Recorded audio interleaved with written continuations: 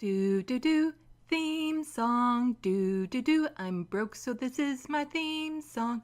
Do do do, just imagine this is an awesome theme song. Do do, theme song. Left of the box.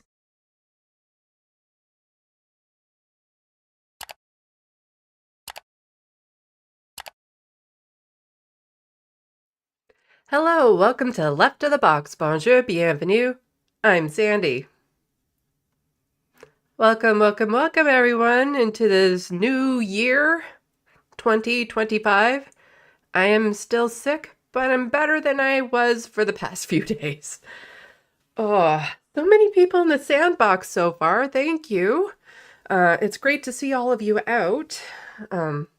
Recovering, I hope, from if you were out doing any party shenanigans. But so far we have Soul Life, Bad Lefty, Monope, John Davis, Hermit Horologist, let's see, Philip Blair, MIDI Doctors, Mozart, Jet. Wow, so many people already chit-chatting in the sandbox. That's great. Hopefully, like I said, I can do this. And yeah, happy New Year. I have been it's been a pretty bad cold. I haven't had a cold since before COVID. And this is a cold. This is the exact symptoms that I have when I have a cold, so I haven't tested for COVID, but I had COVID at the end of August, so so you'll have to forgive me if my voice kind of cracks, if I suddenly have to just finish the live stream because I am completely out of energy, because what will happen is like I'll be fine, and then my energy just goes and yeah, like it's in my sinuses, it's in my chest, I'm coughing up yucky stuff. Been blowing my nose so hard, it's bled a couple times, which isn't uncommon when I have a cold, because I have thin nasal membranes, and that's just a way to warn you that if I do blow my nose and you suddenly see the Kleenex turn red, to not be alarmed. It's normal. It actually hurt my ear from blowing my nose so much because my ear would pop, but it kept on doing that. And it's like, and difficulty sleeping and all that sort of stuff, not being able to exercise, which is super frustrating because it's just been perfect walking weather the last few days. And I was really hoping to fill in the gaps of other people not being doing their regular live streams, but the timing of this cold just kind of sucks. Not that there's ever a good time to get a cold. So yeah, don't be alarmed. I am sick still. So yeah, if I blow my nose, you see red, totally normal. And I will just pause the live stream for a moment, as it doesn't take long for the bleeding to stop. Oh, but yes, lots of people in the sandbox, and it's great to see all of you. So I have in store for you, it's a mix of like regular news and not regular news, and just like the regular stuff that I would kind of go over. There were stories that I wanted to cover over the week that, you know, like I said, I wasn't able to cover, but I don't have a ton of stuff to do. But I still feel it's important to do like actual news. Let's see, I'm just checking the sandbox. There's so many people. It's wonderful. Bad Lefty, we hear you, Sandy. We love the show, but we love you more. Left the box. Please end the show at I think any point. Yeah. Hello, Matthew the Celt. Yeah, lots of jokes about like, oh, it's been like since last year since I've seen you. Well, technically every day is the start of a new year. We just happen to celebrate this one because of a calendar that we made up that isn't even terribly accurate. So yeah, I have been, like today I've been able to function a lot better than I had over the past few days. But I haven't gone through like my severe coughing fits yet. Like I've been coughing, but sometimes when I get a cold, I'll go into like severe coughing fits to the point where you feel like your lungs are going to be hacked out. I haven't gone through that yet. I'm hoping I won't go through that. But it's just, there's nothing I can do. The cold will just run its course. But also, I did get myself, for people who were tuned into my Christmas live stream, I was debating what to get myself because I had a $100 gift card for Amazon. I got the new chair. So you won't be hearing it creaking, rocking and stuff as I move around. It's not terribly as comfortable as the last one. The last one was more comfortable, but this one makes less noise and it's a chair. It works. The problem when you get them off of Amazon is you can't try them ahead of time, but you know, it is what it is. It serves its purpose. So as long as it's not uncomfortable to sit in, it's fine. So even though it's not as comfortable as the last one, whatever. The more important thing is it doesn't make any noise and my elbows aren't getting pinched in the foam that's cracked open. So let's see, but yeah. What I have been doing while I was sick, though, because I didn't have much energy, was doing a whole hell of a lot of research on a video that is in my brain right now that I know I've said it before with other things, but this one is actually going to get done. Because it just pisses me off in so many ways. And I started with one thing, it's kind of bloomed into like a whole video essay of another thing. Because in my last live stream, I was mentioning that maybe I would go over part of a video of Jenk on the Brian Taylor Cohen show, but I'm not, because it's all going to be part of the bigger video essay. It's just, yeah. When you have a brain like mine and you have like 10 different narratives all in your head, like you have 10 different things that you can see all put together, and then you can see the puzzle pieces being put together and you can see an overall picture. Yeah, and then just the algorithm fairy, as I call it, showing me wonderful clips that I'm like, huh, that's useful. Because once you start watching them, like I watched so many videos of Jank over the past few days. Had to speed it up, of course, because he would talk forever and ever and ever. But oh my God.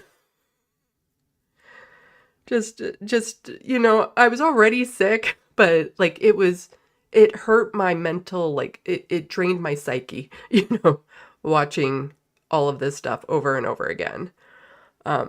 Just seeing how he acts with the different people and stuff. And there was one podcast or YouTube show he was on that didn't get much attention because it's not a big YouTube channel, which it's a tiny YouTube channel. So it kind of got me wondering, like, why was Jank on this relatively small, like under 1,000 subscriber YouTube channel? And then it's a panel show. Brianna Wu is one of the hosts. Wow, that video in particular. Wow. It's my perception, Brianna Wu hates Emma Vigeland. That seems to be very clear throughout that video. Like in the opening minute of that video, Brianna Wu makes a joke about her being a Zionist. And also, I get called out in it. I'm like, wow, I'm actually getting noticed. Totally butchered my name, but that's fine. If you don't know how to say my name, my last name can be a bit tricky. It's not terribly difficult to say, but it is uncommon. And, you know, letters and all that sort of stuff can be confusing with names. So I'm not terribly surprised that the person wasn't able to pronounce my last name. A little bit more surprised she tripped up on my first name. And then she also mentioned Mike Figueiredo, and asked Jenk about like other queer content creators who have left TYT, such as Sandee. I can't even remember how she tried to say my name. And Mike Figueiredo. And then Jenk just pointed out that Mike was never really a content creator with TYT, but then he didn't mention me because I don't think he remembers me all that much. Or if he does, I don't know.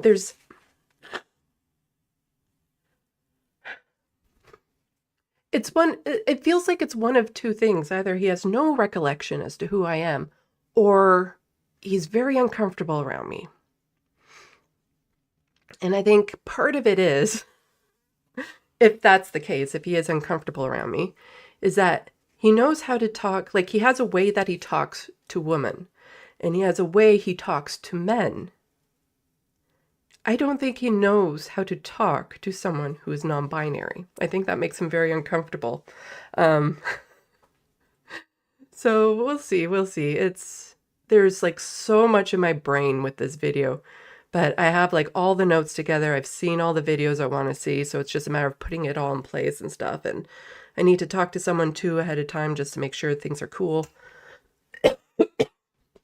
And I was hoping to keep this video under an hour. I have no concept right now as to how long it's actually going to run. But we'll see. Yeah. Anyway, I'm going to check the sandbox quickly again, and then I'll just start getting to the new stuff because, like I said, I don't know how long I'm going to last, and I just kind of want to get through all of the tabs that I have today. But like I said, it's not like I have a huge amount to get through. So let's see.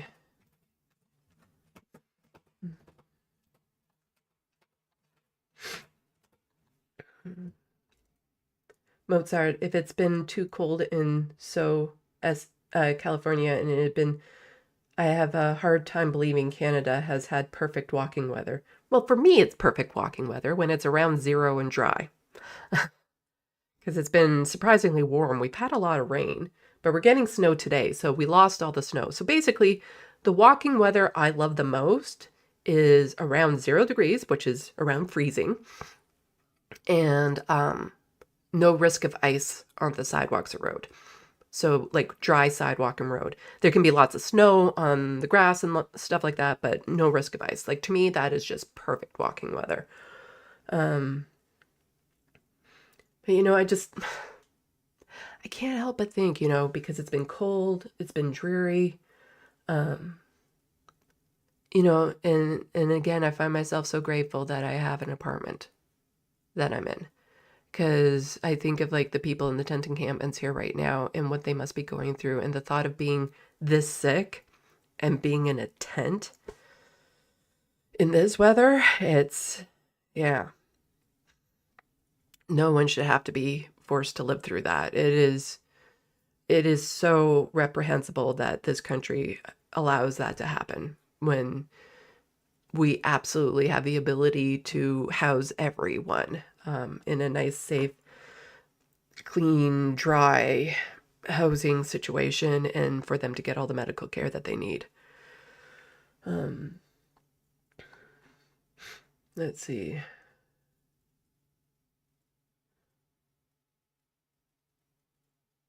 Mozart, hey chat, I'm autistic and sensitive, so if someone starts abusing me in chat, just know it's not their fault. I'm just a big pussy? I don't understand that. Don't abuse people in the chat in general. Hello, John Martinez.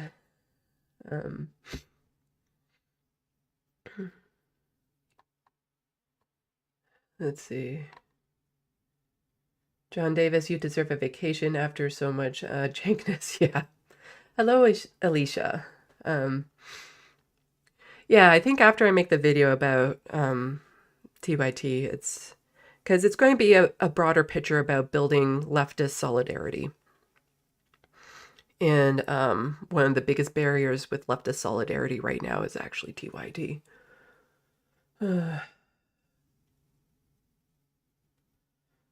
Let's see. Philip Blair grew up in Netherlands and immigrated to Montreal in 2013. Well, I hope you like Montreal. It's a nice... Wait a sec. Have I been there? No, I've been to Quebec City once when I was a kid.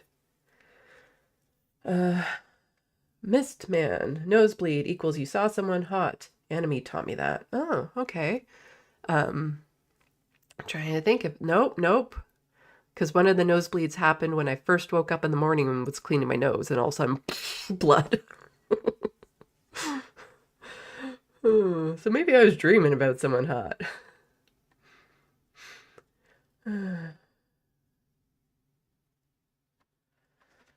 Let's see. Okay.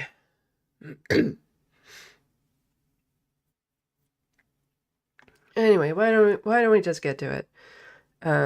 So something I was going to show on the Boxing Day live stream that I was still relatively healthy in before the cold really hit was some of the messaging that happens around Canada. Christmas. Some of the messaging that happens around Christmas. And you see, right-wingers, they're so full of hate. Like, there's no way around it. And they teach it to their kids. And they think that teaching them this hate is funny, in a way. Because it's not uncommon for things like this to be tweeted out, Instagrammed out this time of year. A Christmas tree with a Fuck Trudeau flag draped across it. And then underneath is all the presents. And you can tell in the corner here, kids, like kid type presents and stuff. Like, what are you doing? Well, what are you doing? Like, this is indoctrination for one thing. But I get, like, I don't like Justin Trudeau, and we're going to get into a little bit of Justin Trudeau in this video.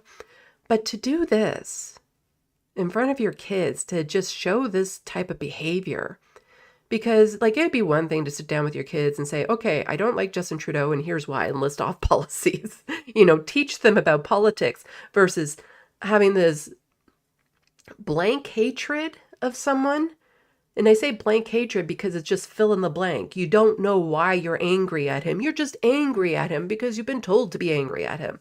And to have this in front of your kids and to be teaching them this type of thing, it's disgusting. It's absolutely disgusting to me to do this. And this is how a lot of the hatred kind of goes up the chain. Like, when I was a kid, I grew up in a conservative household, and you know, my stepfather would have me make a poster or something that was very anti-government at the time, because the GST was coming into place or something like that. I can't remember, it was so long ago.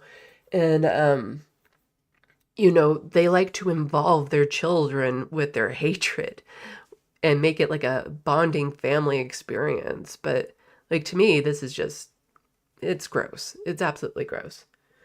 Oh, thank you, John Martinez, for the $3 super chat. Glad I have a basement to live in. So cold. Yeah. It is. Like, I feel it all the time sometimes when I'm out there and I see the weather, just how bad it is for some people. But you see, it doesn't end here, because it starts with this type of messaging that you see. You know, the fuck Trudeau and the hoorah about hating him.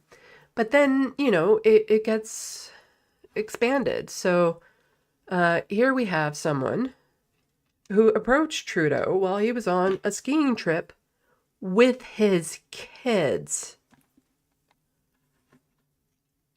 Suck. Mr. Prime Minister. Yeah. Please get the fuck out of BC. Have a wonderful day, man. Yeah, you suck. Now, I'm all for protesting politicians if they go to a restaurant and stuff. Like, you see that. You have seen that before, where somebody has gone to a restaurant and they've been chanted out of it or something. Because you know, some of these politicians shouldn't live comfortably in public life after what they've done. I draw the line when their kids are there. You know, that there's definitely something not right when their kids are present to do that sort of thing, to expose their children to any sort of attacks like that. And the thing is that when you see people film this type of thing and post it, there's usually an agenda behind it as well. And so to approach him at a family skiing trip, no, not cool. Not cool at all. And the woman, Emily Duggan, has an agenda.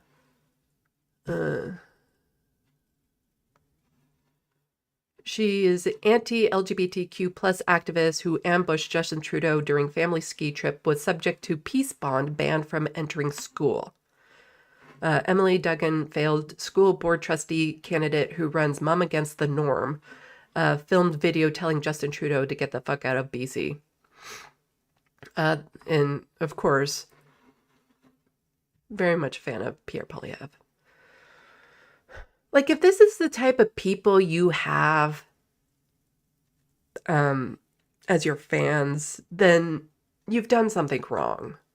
Because again, I'm not against protesting politicians in public life. Like, some of them should not be comfortable in public life if they're participating in, let's say, a genocide, you know? But when their kids are there, that is, to me, that makes me extremely uncomfortable. Like, for me, I draw the lines at any sort of threatening behavior, like any sort of intimidation, threatening behavior, like the threat of physical or abusive language. And if their kids are there, like, those are the lines that I kind of draw in the sand with that sort of thing. But, you know, if I were to approach Justin Trudeau or see him as I'm walking down the sidewalk in Ottawa or something like that, I'm going to say something, you know? So, and the fact that she tried to become somebody, you know, a school board trustee, when she would do that in front of kids. The person who confronted Justin Trudeau during a family ski vacation is vocal anti-LGBTQ plus activist who was recently subject to a peace bond in order to stay away from an elementary school. The explosive-laden encounter went viral over the weekend. Far-right influencers and right-wing alternative media sources began sharing the video, suggesting ordinary Canadians are rising up against the Prime Minister.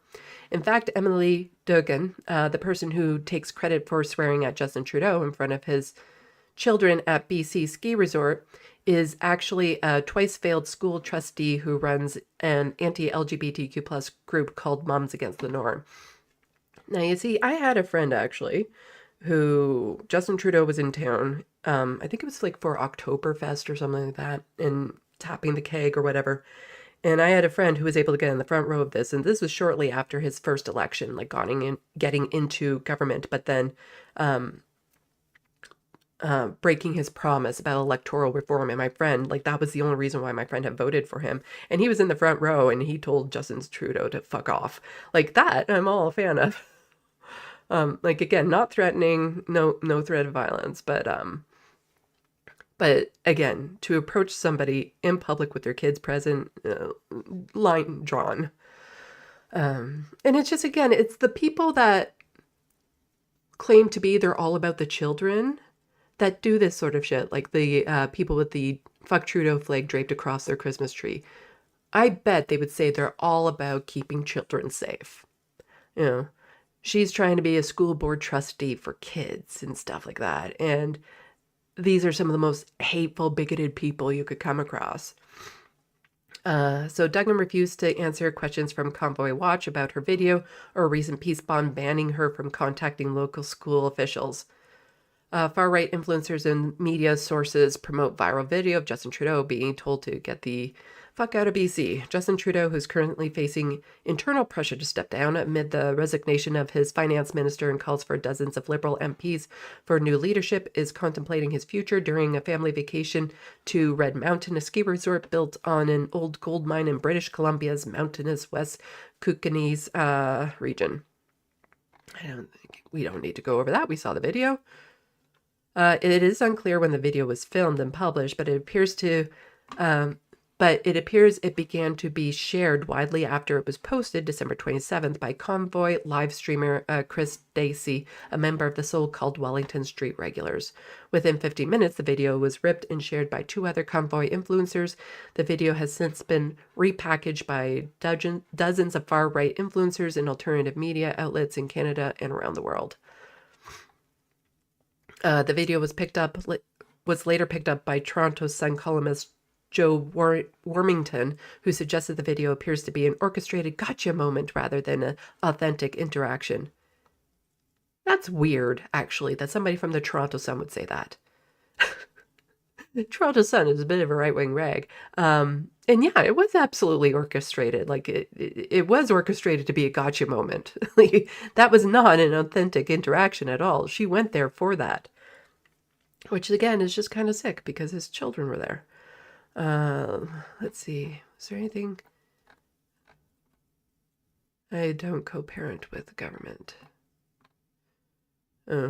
Not all heroes wear capes. This woman, the woman who confronted Justin Trudeau, was wearing, yeah. Well, children aren't your property. So Emily Duggan, anti-LGBTQ+ activist and twice failed school trustee candidate. Although most right-wing influencers and media sources sharing the video identified Duggan as a generic local BC resident or Canadian woman, Duggan has long and well-documented history of anti-LGBTQ+ activism. I wouldn't really call that, well, I guess it is technically activism, but, you know, I like to see activism as something positive, and that definitely is not. Duggan runs a group called Mums Against the Norm, which has been active in protesting SOGI 123 educational resources and drag story time events. One event in 2023 that Duggan's group was involved with reportedly led to multiple police investigations into the suspected hate-motivated incidents. Duggan is also connected to online far-right networks, appearing regularly on podcasts with influencers associated with the Freedom Convoy, anti-LGBTQ+ activism, Christian nationalist groups, and other far-right figures. It's a fairly long article that goes into, you know, more information about who this woman is, but I don't want to spend too much time going over it. I think you guys got a clear picture of who she is, but I'll toss this in the sandbox for whoever is interested in reading up more about who this person is. But, you know, I think the fact that she would approach a politician on a family ski trip with his kids present to tell him to fuck off, I think that says a lot about who she is, what her character is like.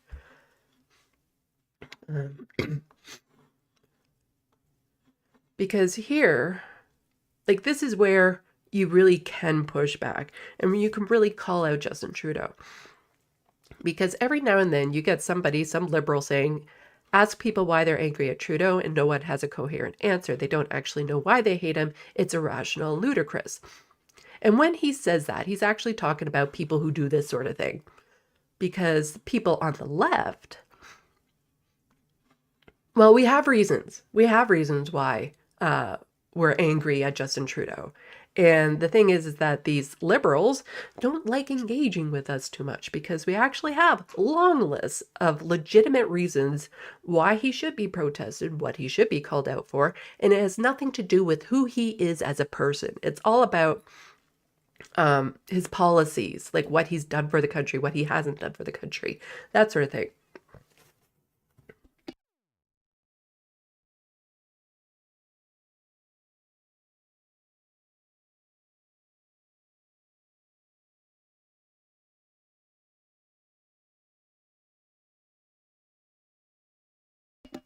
I will still try to mute it when I'm like going into a coughing fit or blowing my nose. So if I forget to unmute it again, just scream at me in the sandbox.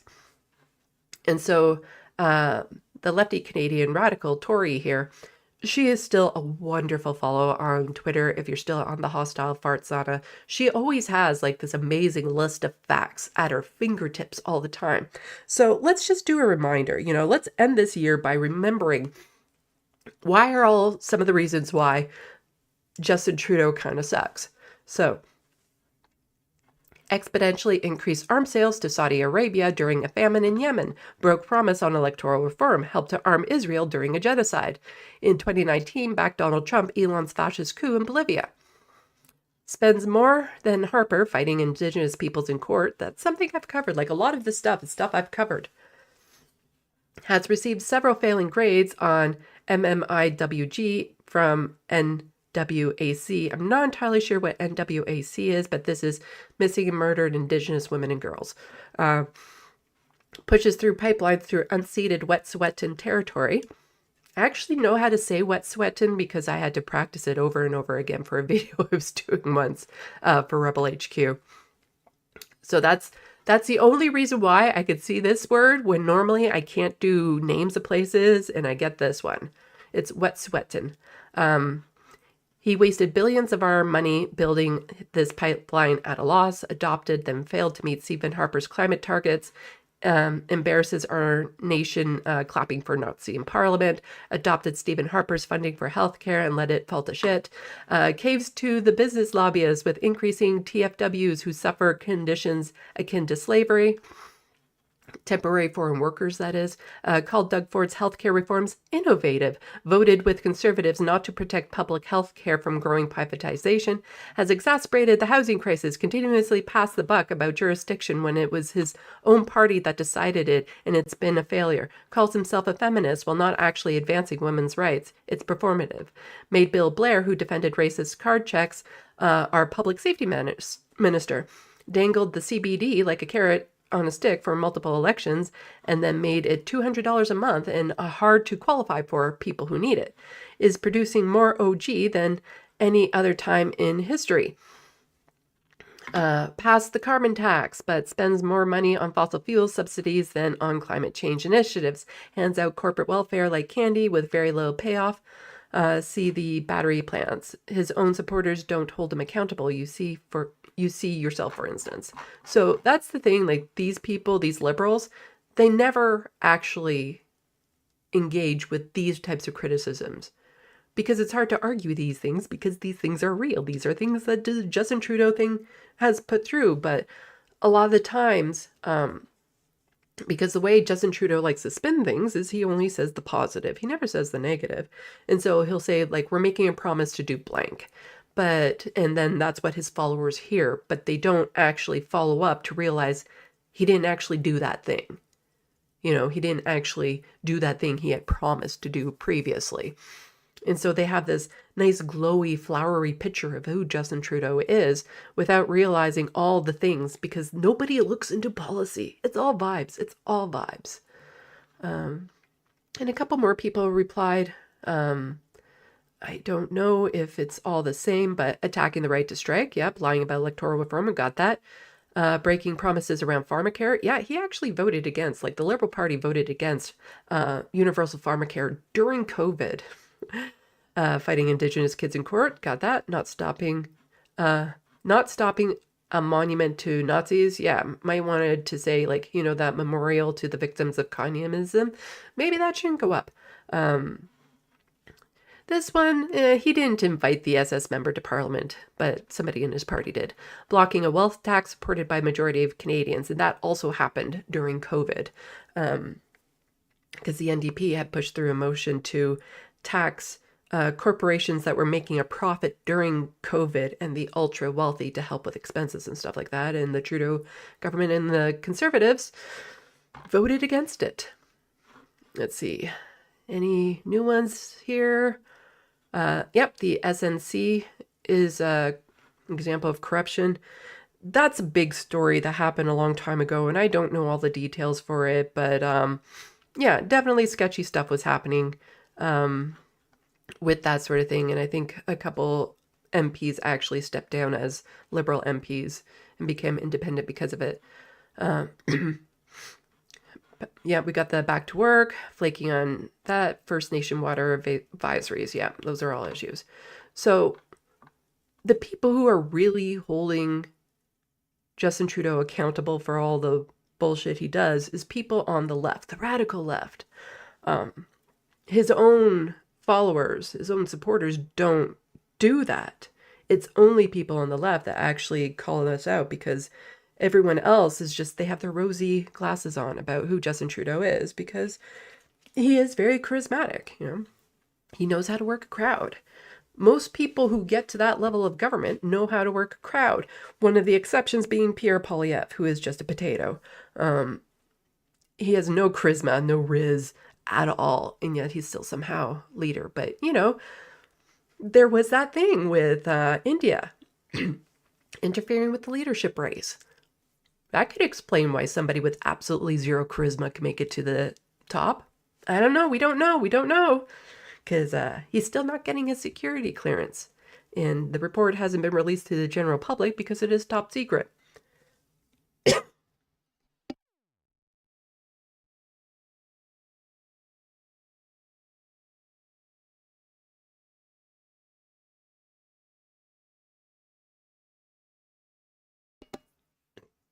I actually like drinking a lot of Diet Coke when I'm sick because it almost feels like the acid is burning away the phlegm. I know it's not true, but it's in my head. I just have to be careful. As long as I don't take like a deep breath as I'm talking too fast, like that's a problem. I start talking too fast and I want to take in a deep breath. That's when I'll start coughing, as if I'd taken a deep breath, because it is in my lungs right now. So I think we're moving on to some Pierre Poilievre stuff. So I'll go back here. We'll check the sandbox, and then we'll start talking a bit about Pierre Poilievre. It's so nice to not have a creaky chair. Because I wanted to make sure I didn't have a creaky chair before I do that video essay on TYT or Jank and Anna, and do the videos for my book. I didn't want to have a creaky chair doing that. So let's see.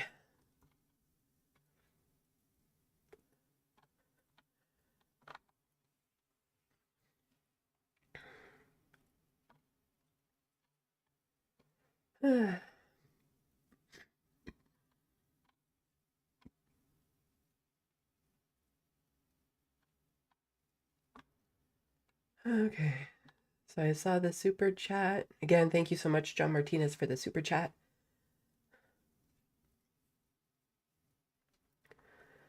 I guess that's a good place to start looking at this in the sandbox. Let's see. Grand Theft Autobot, peace and goodwill to all except Trudeau, fuck him. Well, there's a lot of people that I don't want peace and goodwill towards. It's not just Trudeau. Trudeau is just one of the more active players right now, but like one of the hard parts is that all this criticism about Justin Trudeau is absolutely 100% legitimate, and I completely do not want him to be the next prime minister. I don't want the Liberals in power, but it is the harm reduction thing that people don't like. They don't like that. The problem is that if Pierre Poilievre gets into power, it's so much worse policy-wise, lives-wise, health-wise. Like, all governments are responsible for social murder because, you know, we don't have housing for everyone. We don't have actual universal health care. Like, all these things that should be in place in a country as wealthy as Canada is responsible for social murder. The fact that MAID, medical assistance in dying, is more accessible to people with disabilities than the actual help that they need to live with disabilities. All of that. And so, you know, the Liberal government is responsible for it, but under a Conservative government, it gets exponentially worse. And so that means that come the next election, there will be people who aren't alive, who are no longer there to vote against the Conservatives in a way, are no longer around to do the fight, you know, to stand up for their rights and things of that sort. I want as many people to make it to the next election as possible. and far fewer will if the conservative government gets in. And it's just the quality of life will also decrease a lot more drastically. Like, I want the best quality of life possible for as many people as possible. And even with a liberal government, it's bad. So much worse under a conservative government. And so it's kind of like when I say about people living in encampments, they're choosing the least worst option. That's basically how I'm viewing voting, is you're choosing the least worst option. And realistically speaking, if it's the NDP who has a better chance of getting into power, then you vote for the NDP. If it's the Liberal Party that has a better chance of getting into power in your particular riding, then you vote for the Liberal Party. It is the least worst option. And you do that so that there's more people alive to help fight the fight in the future. Or just because you're a compassionate human being and you don't want to see people suffer.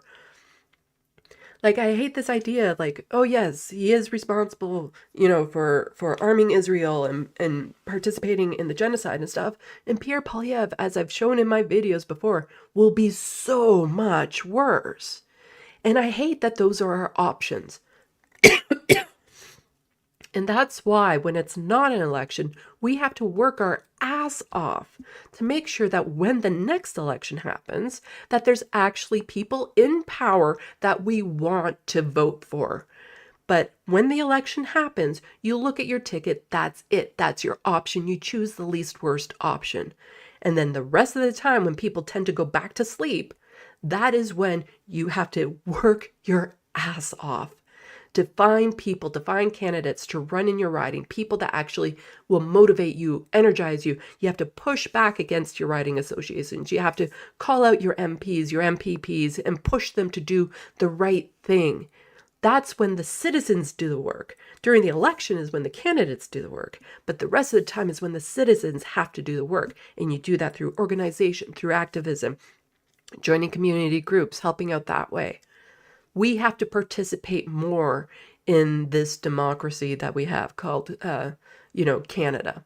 We have to actually make our voices heard because, they're not going to listen unless we make them listen. And it's important that everyone gets involved.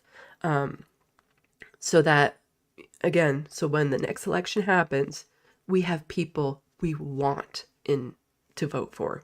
People that energize us, people that actually give us a reason to go out and vote for them. So as much as I will diss Justin Trudeau in the next election, if he is the candidate, which is more and more unlikely, but the Liberal Party in general, as much as I diss them, because this isn't just Justin Trudeau. He's just the face of the Liberal Party. The Liberal Party did all of this. If the options are there, I'd rather them in than the Conservatives. But polling is suggesting right now that the NDP has a lead on the Liberal Party. I don't know. I hate polling. So you have to look into your own particular riding, know where people sit, and vote for either the Liberals or the NDP, whichever one has the better chance of winning.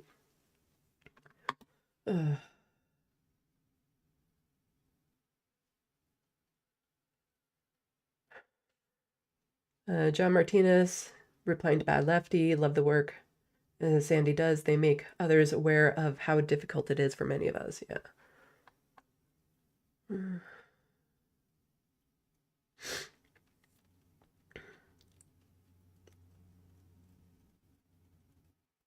Let's see.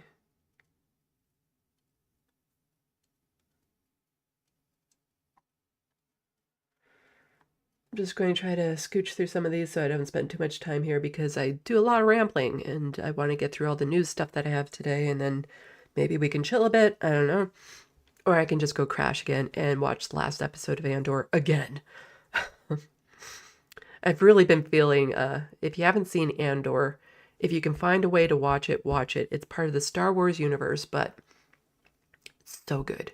And it has basically nothing to do with the Force, with Jedi, with the Sith. It is all about how fascism takes over and how to build a rebellion. And it just resonates so hard in these days. And like in the last episode, there's a speech. Like there are 3 speeches in particular in that series, and one is the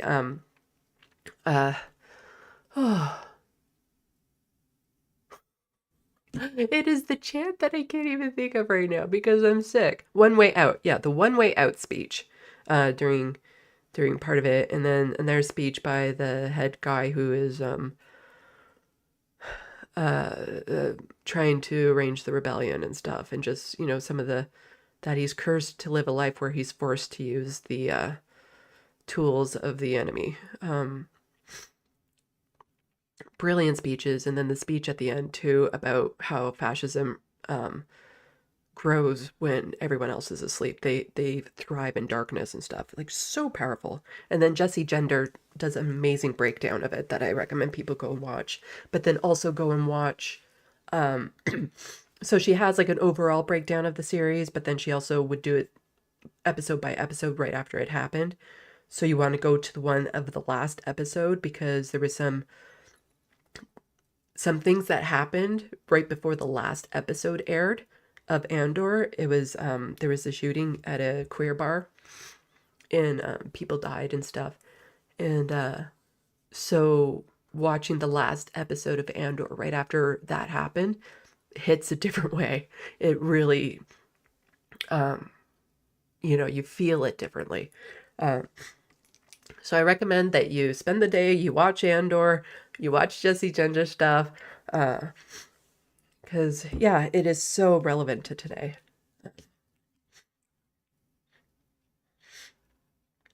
Let's see.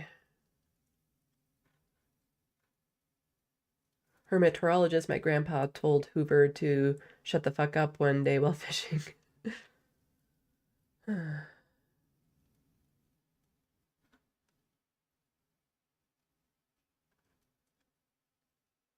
Genie Bottle, I wish you all survive 2025 with good health and hope it gets better, not worse. Yeah, I wish that for everyone too.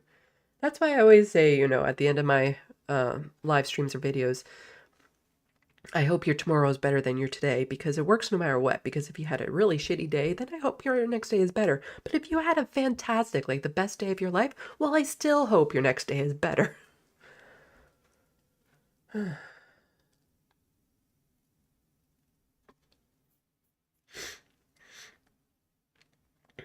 Let's see.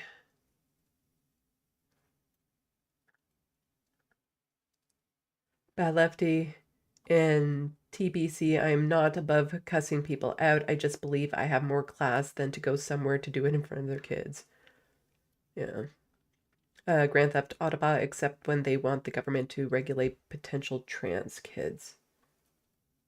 I'm not sure I know the context of that.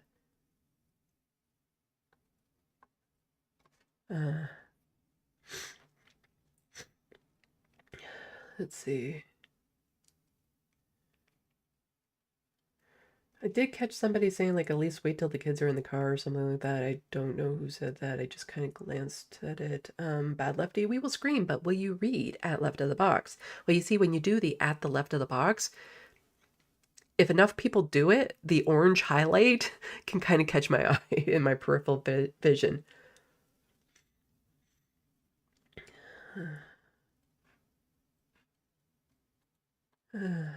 Just kind of scooch mostly through this. Hello, Nina Canadian. Hey, Peep, Sandy is such a trooper going live when she's sick. I'm stuck either headaches, crappy weather where we live. Well, the thing is that this isn't terribly hard to do while sick. Like, I'm a little bit groggy, which, to be fair, is not that far off from when I'm not groggy when it comes to thinking about things and stuff. And it just kind of blows my mind that, especially before COVID, when I'm like this, it was still expected you go into work. And I did. Many times. Like, the thought of going into work sick with a cold like this, like, no wonder there was office plagues and whatnot. But it's just, to live in such a world where you're not allowed to be off work. Like, oh, you only have 5 sick days.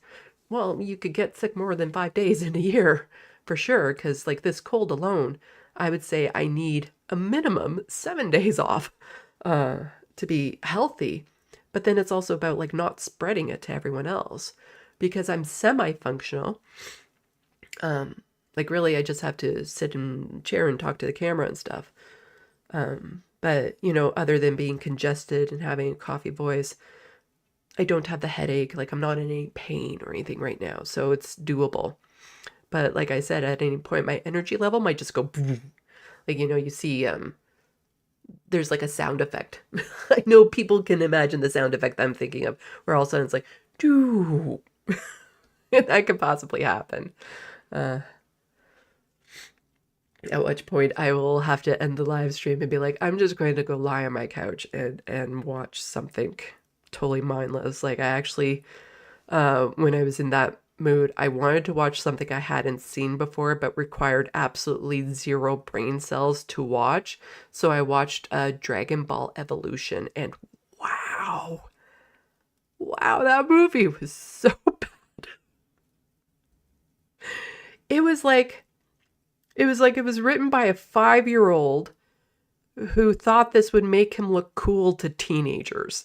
Like, it was just so bad. Absolutely did not require a single brain cell to watch.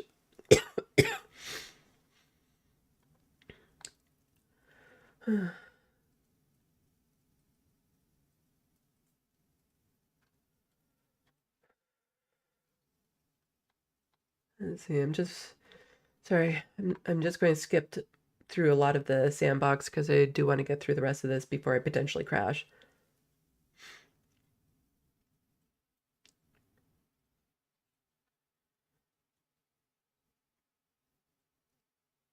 It wasn't the Pulse nightclub shooting that happened before this. It was one that was done at a bar. Um, a few people died, and the perpetrator was pulled off of the people by somebody. I think it was somebody's father who was there. And then there was later controversy over people claiming that the shooter, of course, was trans or something of that sort, or non-binary. But then there's footage of the father of the shooter seeming relieved when he found out that his son wasn't. And he was more concerned about that than he was about the fact that his son had just murdered people.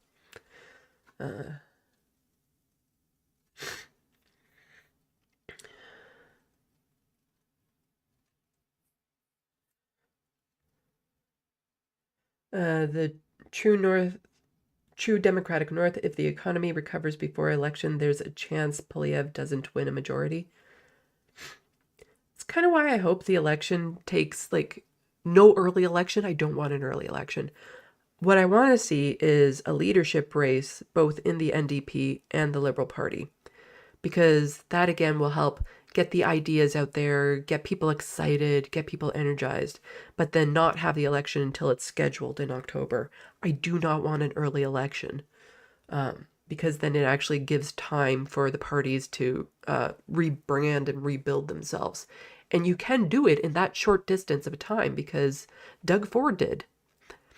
You know, you just need somebody who's good in front of a crowd, who is, you know, a progressive populist who can get the message out there. And you can absolutely win that way because there is a need, like there's definitely a want for change. So it's just a matter of giving people a positive alternative as opposed to, yes, we'll give you change, but it's all in the wrong ways. Hello, Maria's Dragon, and Happy New Year to you as well.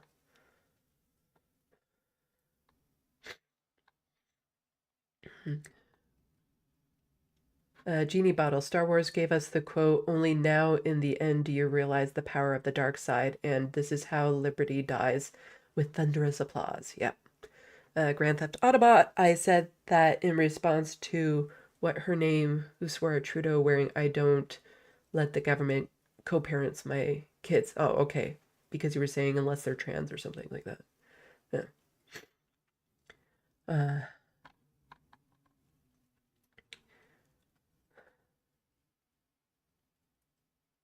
Let's see. Gunstroke the Cybertonian, welcome to the sandbox. I power through within a day after the sickness once the meds do their job. Tough part is runny and or stuffy nose. Yeah, like I've had the issue where my nose just keeps on having to drain, and then I've had like that nosebleed at work. Because for those who are newer to the stream who weren't there at the beginning, don't be alarmed if I blow my nose and the Kleenex turns red. It's normal for me. It's not that uncommon because I have thin nasal membranes. And I've already had a couple nosebleeds from blowing my nose so much. And I've had that happen at work too. And it's, yeah. But the thing is that we shouldn't have to go into work in these sorts of conditions. Grand Theft Autobot, no, Dragon Ball Evolution sucks.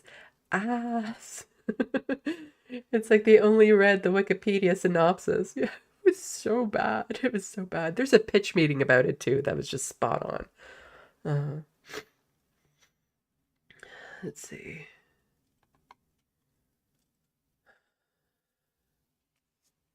Okay. Go ahead and blow my nose again, and then we'll get on to Pierre Polyev.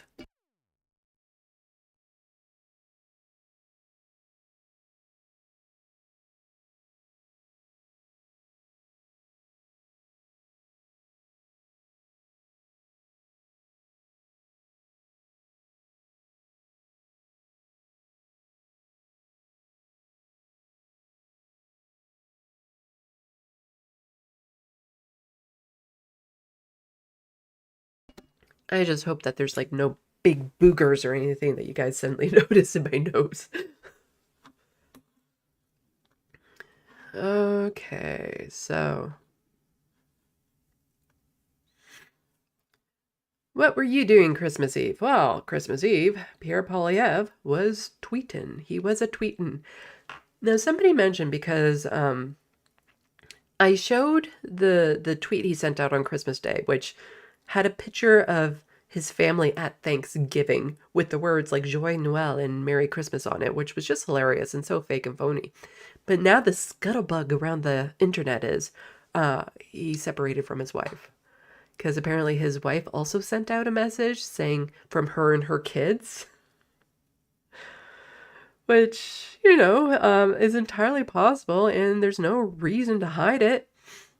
But the conservatives love to play up the family image a bit more because Justin Trudeau got separated, got a divorce while he was in office, not terribly long ago.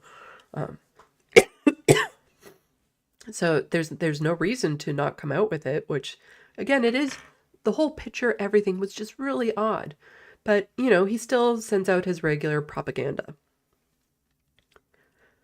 And so, yeah, okay, yeah, no, volume's on. Oh, I was just worried for a second there.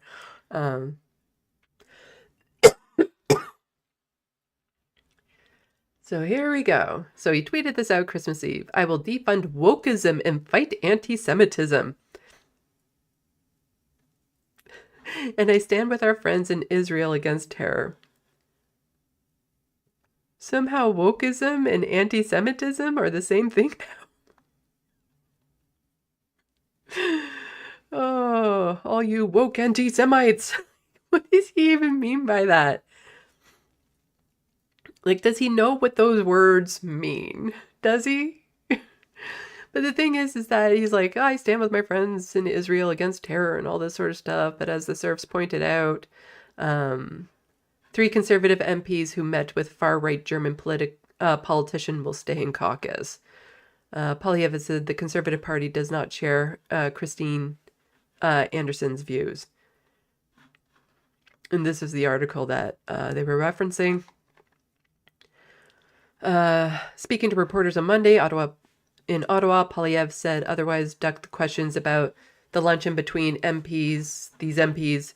Anderson visited Canada as part of a tour organized supporters of last year's Freedom Convoy protest near Parliament Hill in downtown Ottawa, which she publicly supported. Anderson is a member of the European Parliament representing the Alternative for German Party, which has been under surveillance as a suspected extremist group in Germany and is accused of downplaying Nazi crimes, opposing immigration, and pushing anti-Muslim ideology. After photographs of the meeting emerged, Polyev's office released a statement condemning Anderson's views as vile, while insisting his 3 MPs were unaware of her politics and regretted the meeting. Really, really. So he's against hate and bigotry, but he won't do anything. No, like he's not. Like that's the thing. He is absolutely fake, phony, not a real. He is a potato, and the idea that he cares at all about actual anti-Semitism is a laugh. And again, as I say, he's worse about Israel and stand with our friends in Israel against terror. Israel is the one committing the terrorism right now. They're the ones committing a genocide. But Pierre Poilievre will stand with Israel committing this genocide. But there's this article here that linked to, and I found some of that interesting. This is the article. So it is Israel Resource and Review behind the news in Israel. And let's see, is there... Yes, this was on, again, Christmas Eve, so December 24th of this year. Pierre Poilievre told the Winnipeg Jewish Review in an exclusive telephone interview December 18th, 2024, that he will not tolerate and will defund all of those with a woke anti-Semitic agenda. A woke anti-Semitic agenda. All those woke anti-Semites, yeah. Including at universities who receive federal funding as well as federally funded museums. So basically, people who are against genocide are woke anti-Semitic people to him. He reiterated that he plans to defund all those who are imposing a radical, terrifying, toxic ideology, and that and this will apply to everything that the federal government controls, he stated. I will fire government officials throughout my administration who are imposing a toxic woke ideology.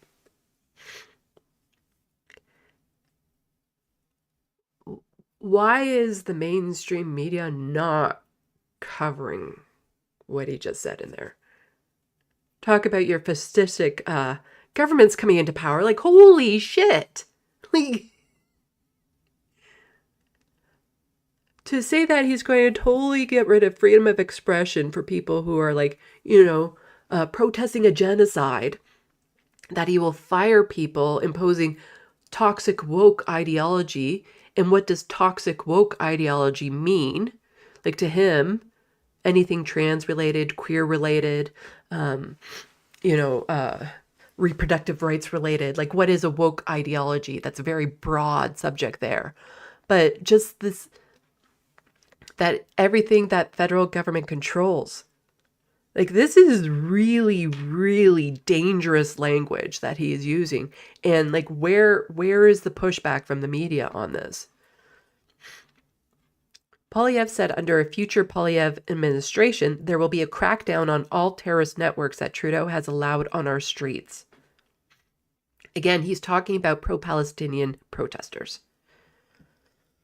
He said that the laws would be passed that give serious consequence to those involved in perpetrating radicalism in our streets. We will also screen incoming immigrants to Canada to ensure that they have no terrorist links, he added. So we do already screen immigrants. It's actually very difficult to immigrate to Canada. So that's not something that you need to worry about because, the Liberal government is also keen on not bringing in like anyone that they're worried about in, they're talking about people from Gaza in particular and Palestinian who are not terrorists. They need to flee a genocide. But they're not helping them come out at all because, Hamas. But all the people who need to flee a genocide won't let them in. But again, there will be a crackdown on all terrorist networks that Trudeau has allowed on our streets. So all of the pro-Palestinian protests that have been happening. But then where does it end? Like, where is all this woke ideology? So, if there's a protest for trans rights, a protest for queer rights, a protest for reproductive rights. Is that now woke ideology as well that needs to be cracked down on? Polyev noted that under a future Polyev administration, anti-Semites would not receive federal funding. He made reference to that example of, I don't know how to say that, the Department of Canadian Heritage in November 2023 had to take legal action to recoup funds it paid to a consultant, that person. The federal government had to terminate a contract with a community media advocacy center after it granted the group more than $122,000 for a project to help combat racism. It demanded the money back after that person, a senior consultant with the center, was accused of posting anti-Semitic content on X. One of their posts read, "You know all those loudmouth bags of human feces, aka..." Okay, we don't need to repeat this.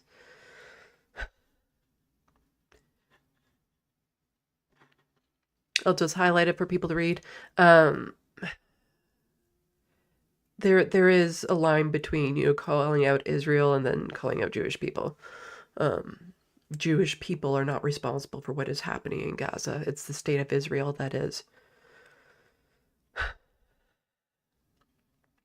Regarding the Canadian Museum of Human Rights, Polyev stated the museum will be there to honor our history and to tell our stories, not impose toxic woke ideologies against our people. Oh, okay. So what he means there is remove anything that would have to do with what the settlers did to indigenous peoples. That's not the history that he wants projected out. Polyev stated that, I'm not sure how to say that, will be protected since he will reinforce security infrastructure grants by expanding eligibility for funds and simplifying things such that funding will be granted more quickly. In regards to Israel, Polyev noted that I will remove any ban on the sale of military equipment to Israel that was imposed by the Trudeau government. So, not all the arms deals have been canceled, but some of them were ones that were already in progress. We're still going through, but Polyev is like, no, we'll start shipping over more weapons. We'll get rid of those bans. We'll send over more weapons. Again, he's going to be a lot worse on this subject than Trudeau. I do not recognize the legitimacy of the International Criminal Court, and Prime Minister Netanyahu would be welcome here in Canada as a friend and an ally. Polyev has stated elsewhere in regard to PM Trudeau's statement that Netanyahu would be arrested on Canadian soil. It just shows once again how extreme Justin Trudeau has become. He wants to arrest the Prime Minister of Israel while he would not commit to the same for the Ayatollah of Iran, who did not have an arrest warrant, I believe, whose country and whose government carried out a real genocide against Sunni Muslims, I might add, in Syria over the last decade and a half, who he said he wants to launch nuclear weapons not only at Israel, but the United States. Like, again, just this idea that he's saying this other atrocity was a real genocide as opposed to what's happening in Gaza right now.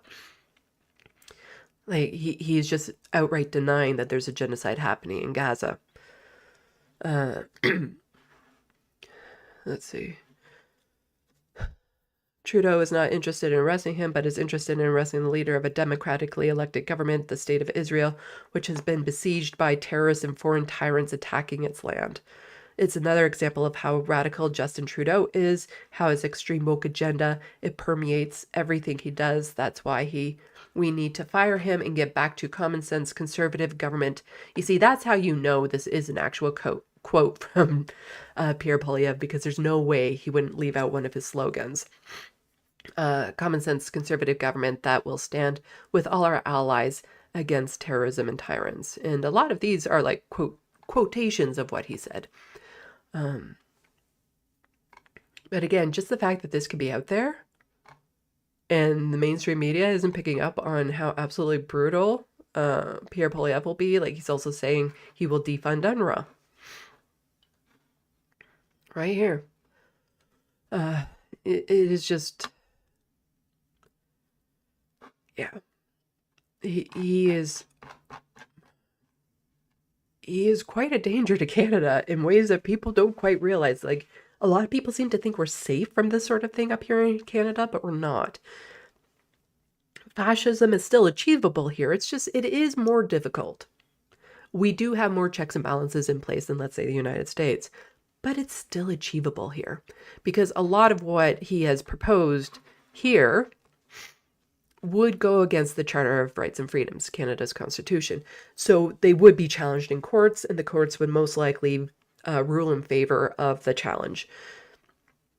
But he's also threatened to use the notwithstanding clause, which would then override the rights of people in Canada. So, like, we're in very dangerous territory should Poilievre become Prime Minister of Canada. And so what are some of the things that he would consider a terrorist and needs to be cracked down on and all that sort of stuff? Protest. True, this one didn't happen in Canada, but it's still an example of what would happen, and we will get to one that happened in Canada. So, shut down Times Square for New Year's, no fireworks while bombs are falling, no celebrations while lives are taken by imperialism, solidarity, and silence. And this is from Stance Grounded. We'd love to see it in New York.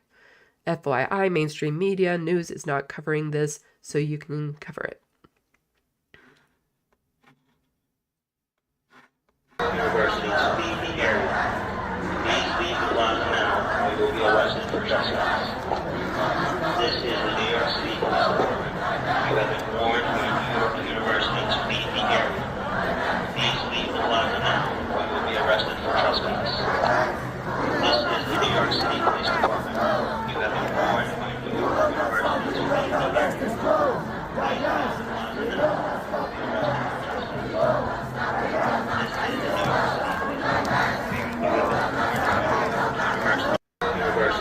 or you will be arrested for trespass.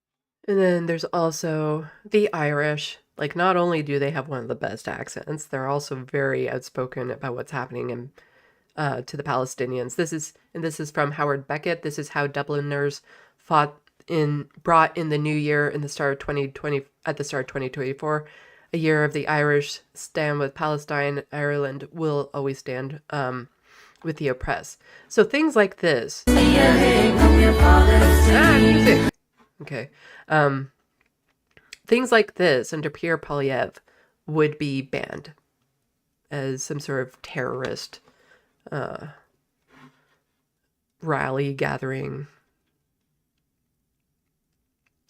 But here, there was one that happened in Canada, in Toronto, at the Eaton Centre, which is one of the, it's a landmark mall, like a place that people go to all the time if they're in Toronto. It's a nice mall. It's big. And so on Boxing Day, there was a protest there. And so, is it this tweet that goes back? There's a little bit of a story to this one. So Brian Lilly, who is a, I believe an editor and a columnist with the Toronto Sun, absolute lunatics taking over the Eaton Centre. They are targeting a Jewish-owned business, Indigo. They also believe that you should be able to lead a normal life until they get what they want. They also believe that you should be able to lead a normal life until they get what they want. I think he misspoke there. I think he meant to say you shouldn't be able to lead a normal life until they get what they want. Full support for terror attacks on Israel is what he's saying. And so this was at the Eaton Centre in Toronto.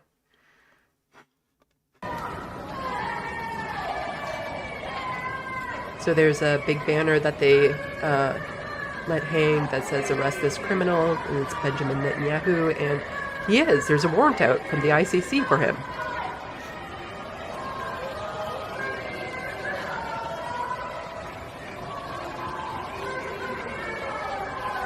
You can hear people saying Free Palestine, but there's also other people in the mall that are still walking around. Nobody's being blocked from, you know, going past the store or anything. Nobody's being harassed.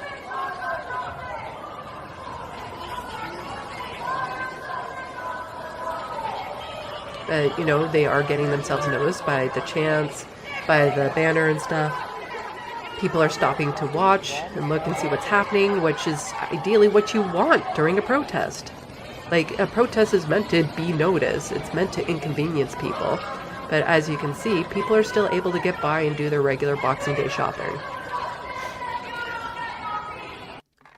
And so Rachel Gilmore was quote tweeting this, saying, manufacturing consent for genocide by intentionally not mentioning that Heather Reisman is materially supporting that genocide. I literally wouldn't be able to sleep at night if I did this. You guys are sick puppies. So the Indigo is a Jewish-run business, if you want to say that, but also Heather Reisman, horrible human being, extreme Zionist. She actually had a phone, like she called the police about an incident of vandalism, graffiti at one of her storefronts and stuff, and got the police involved. Like, she has a direct line to the police type thing because she has that much money and power. And so we also have politicians that sent this out. So this is an MP for Eglinton Lauren. So this is federal level. Marco Menedin, I don't know how to say his name. And I kid you not, I have no idea if they're liberal or conservative, because it is entirely possible for both parties to be sending this out. So he says, insanity, this isn't this isn't a lawful demonstration for peace. Yeah, it is. We have a freedom to expression here in Canada. They're not harassing anyone. They're not blocking anyone's access to the building. You know, we have freedom of expression in this country. It's anti-Semitic hatred targeting a Jewish-owned business, Indigo, designed to create chaos in public and intimidate employees and shoppers who do business there. It's a crime and it should be prosecuted. And Cameron Alvarez is just pointing out, insanity is an MP saying that activists calling for a war criminal to be arrested should be prosecuted instead of the war criminal himself, because the activist protested in front of a store whose funder charity is funding the army taking the war criminals' instructions. We'll get a little bit more into that. And so this was another MP, MP or MPP? MP for York Center. And again, no idea if they're conservative or liberal, because I can see both parties equally sending this out. Protesting a Jewish-owned business in Canada is not the right to protest or freedom of expression. It is unlawful demonstration calling for peace. It is not a lawful demonstration for calling for peace. It is meant to create chaos and intimidate. It is inherently anti-Semitic, full stop. And then Rachel Gilmore tweeted out, Heather Reisman materially supports recruitment of IDF soldiers who are currently engaged in genocide. She is funding a genocide due to protesting. That is the moral thing, actually. You're destroying the trust in institution and harming anti-hate efforts with this shit.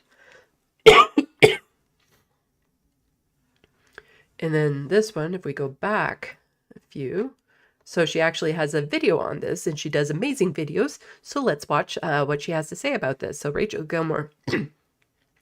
Did Canadian cities fall last week? No, but the last major health facility in northern Gaza did due to Israel's onslaught. Yet protesters condemning the genocide in Gaza were the ones met with scathing condemnation from some of the loudest voices in media. Special committee have concluded is... I opened Twitter the other day. I know, my first mistake. I was quickly informed by some of the loudest and dumbest accounts on there that Canadian cities had been taken over?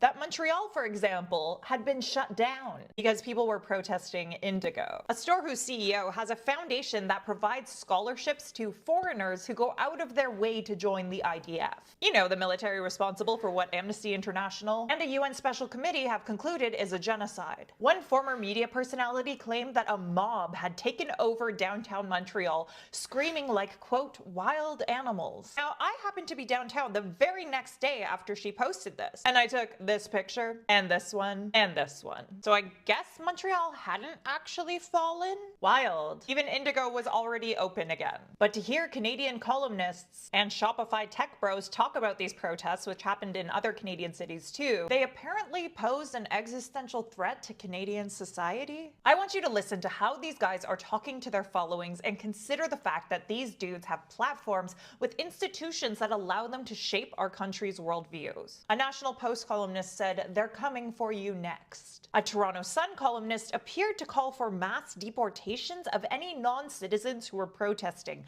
which he characterized as, quote, supporting terrorism. The CEO of one of the richest companies in Canada, Shopify, said of these protests that, quote, standards are slipping and, quote, law and order has to enforce behavior. It's non-stop messaging to Canadians that protests that come and go in a matter of hours are a real threat. And these are the type of protests that Pierre Poilievre would want to criminalize. Like a lot of these threats that they want, like, oh, we should deport people who aren't citizens in it and that sort of stuff. These will become real issues if Pierre Poilievre gets into power. Meanwhile, do you know what happened in northern Gaza just 2 days after these guys were all freaking out because a bookstore was briefly protested? Israel's 2-month onslaught on northern Gaza's last operational major health facility, Kamal Adwan Hospital, finally managed to put it out of service. And one of the last doctors operating in the area, Dr. Abu Safia, who had previously buried his 21-year-old son in the health facility's makeshift graveyard because an Israeli strike on the hospital gates killed him, was arrested and taken to a military base and detention center. This was one of the last moments he was seen before he was taken. But at least it's not a bookstore being protested, right? He was taken to the detention center. We'll go to the second part. But yeah, like, I opened Twitter it's just the idea that people are just more upset that some people yelled in a mall, chanted, showed a banner, than the actual atrocities that are happening in Gaza right now. It is, you know, to have politicians and stuff focus on one but not the other. Nobody's lives were hurt by that protest. Nobody, you know, nobody was denied access to health care. Nobody, you know, people were just slightly inconvenienced. But the absolute horrors and atrocities that are happening in Gaza right now, that these politicians don't seem to give a damn about, is disgusting.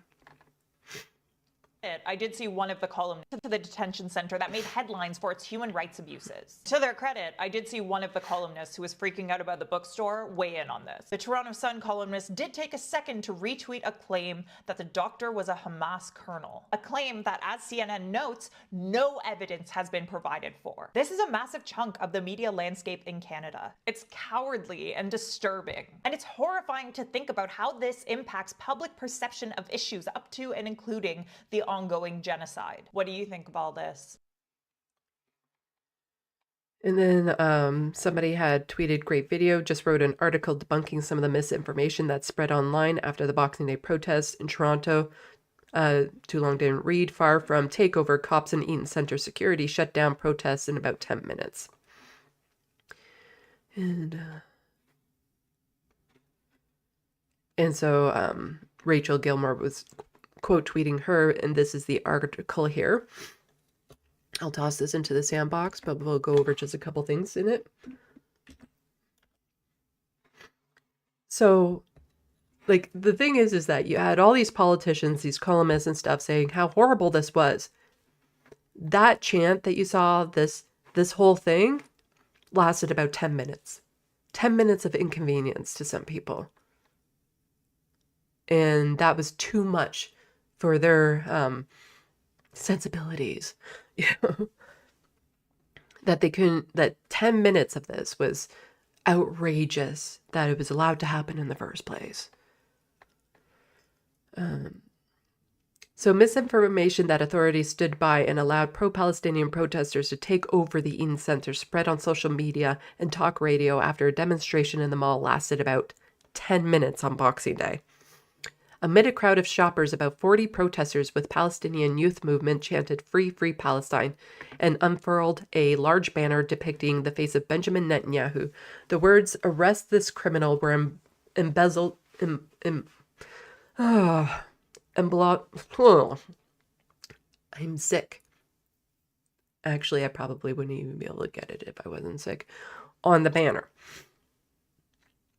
in reference to an international criminal court arrest warrant out for Israeli Prime Minister. A second smaller banner was unfurled that read, Canada is still arming Israel. The demonstration was timed with the end of the 4 p.m. light show held at the Eaton Centre Christmas tree protest organized by Toronto Today. But after 10 minutes, the protest was dispersed by mall security and police officers who were already on site, the Toronto Police Service TPS told Toronto Today. Security and police asked the individuals to leave the premises, and the group exited the mall without incident by 4:15. Media Relations Officer Ashley Visor said no injuries were reported and no arrests were made, TPS added. So, what was the issue with this protest? That all of these politicians and columnists and other media figures seem to have. A protest that lasted 10 minutes. They left when they were asked to leave.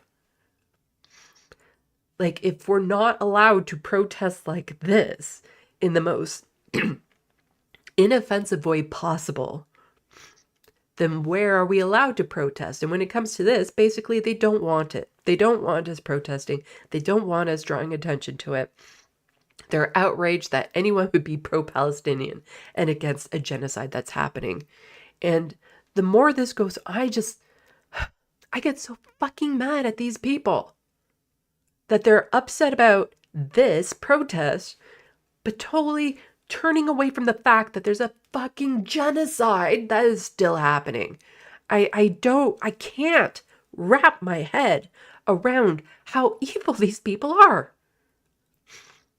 That they're offended by this, but not by all the other horrible stuff that's happening. Like, I had articles that I'm just like, you know what, today I'm not touching them because they are too horrible. You know, the reports that are coming out there right now with the cold rain and the lack of heat and what is happening to babies because of it. You know, the soaking wet tents and the clothes on the kids that are cold and what happens because of it. But they're offended by this, by Boxing Day shoppers having to move around a crowd, having to hear free Palestine. Is absolutely disgusting that there are people like that in this world that just totally dismiss and not recognize the horrors and atrocities that are happening, that are not standing with these people. Makes me so mad.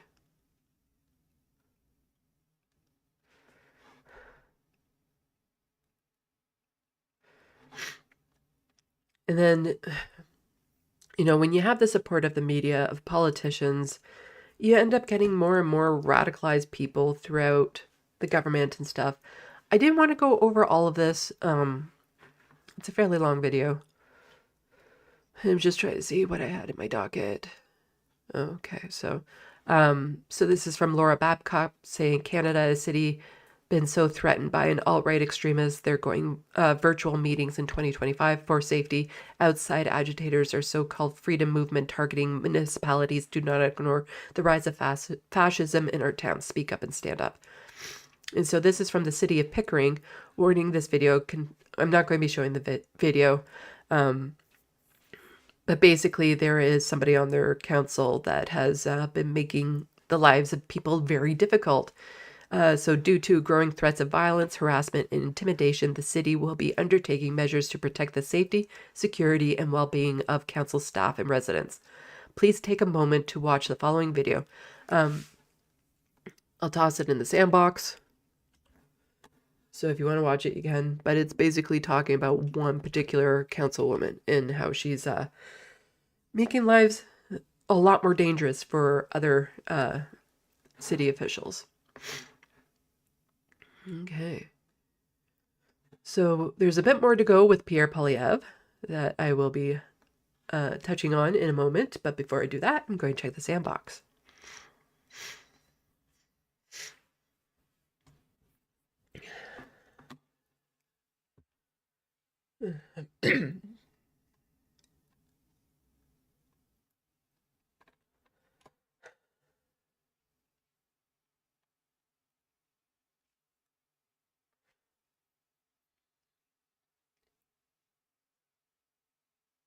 Okay, I'm not going to go up too high. Sorry if I don't get around to reading as many comments and stuff as today as I normally do. But yeah, sick. John Davis PP is another wannabe dictator who will probably get his chance to be one.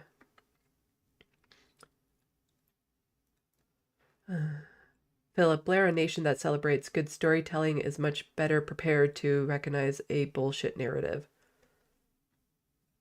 I think that's in reference to Ireland.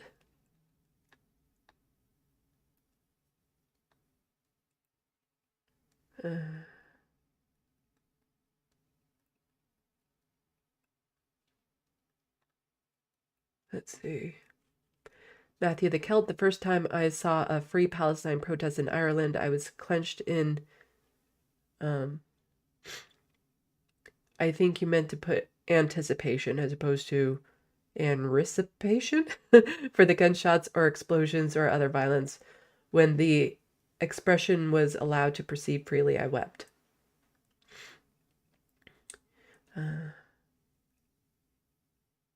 Let's see.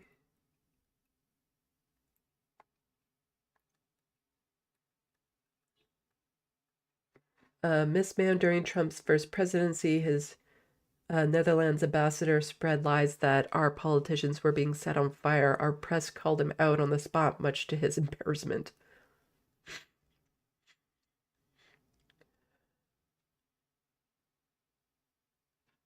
Hello, Stanley Beckett. Welcome to the Sandbox. Let's see. Philip Blair, time to boycott Shopify. I do have issues with them. I know the Majority Report is one of their sponsors, but I don't know if there's a difference between the American Shopify and the Canadian Shopify. There could be a difference. It could be the same company. I don't know. But I do frown whenever they mention that sponsor.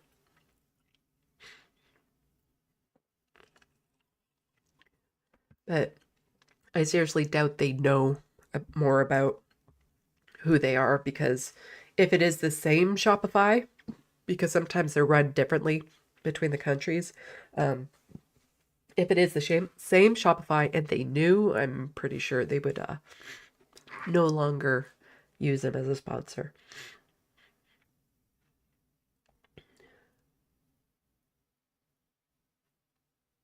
Soul Life, my right-wing boss says that's just how it is in the Middle East and they need to be wiped out. It's the only way there will be peace. Horrible people.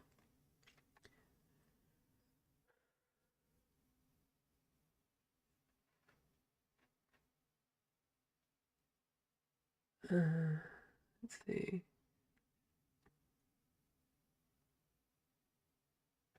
Bad Lefties, the scariest 10 minutes ever, Sandy. Yeah.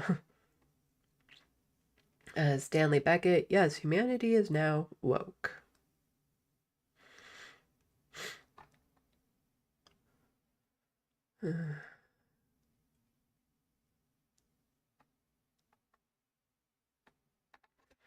Hello, Chrissy Zed.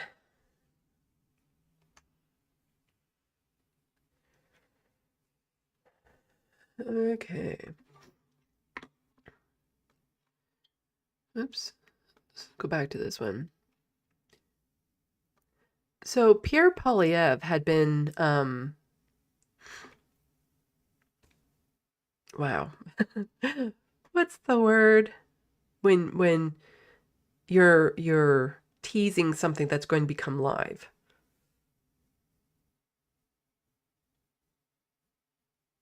Like a movie release. Well, technically he was kind of, I'm just totally out of it right now. He was on Twitter, hyping up, I guess, yeah, hyping up the release of a movie on his Twitter account that he was going to do on, I guess this was New Year's Eve. He was going to release this movie and he was hyping it up, and he released it. And I haven't watched it yet. And this movie he was hyping up is under 12 minutes long. I haven't watched it yet. Do you want to watch it with me? I might have to mute it at times, depending if there's music or not. But I'm kind of curious. So here we have from Pierre Poilievre's account, newly released movie, Wackos, the weird, wild, and woke and wonderful world of the people running this country. Oh, chip in here if things have gotten too weird for you. No, do not chip in there. He just wants so much for Wackos to be a thing. And woke is now a bad word. I so can't think right now. But I'm a little curious what this movie is all about.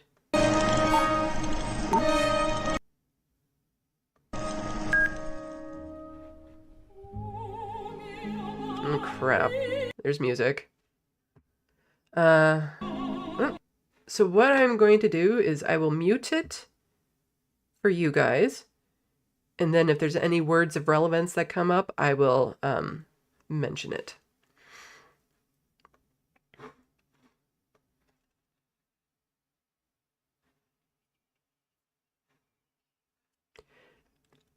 So he was just saying, I'm going to forward the motion.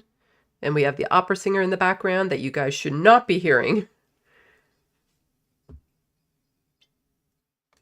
Actually, is there a CC on here? No. There's not a closed captioning on this?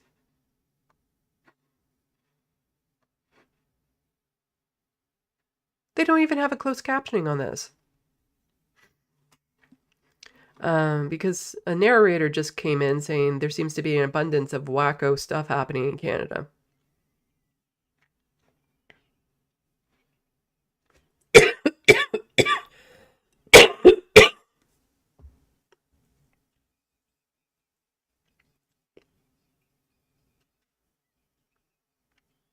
And wondering who's behind the wacko things.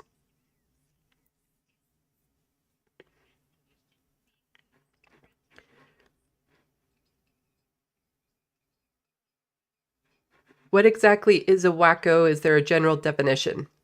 A wacko is a person who is regarded as an eccentric, or I'm trying to repeat it as he's saying it and it's not happening. There really should be a closed captioning on this. Like, that is actually really bad that they don't have that. So why don't I just freeze frame it, go through this.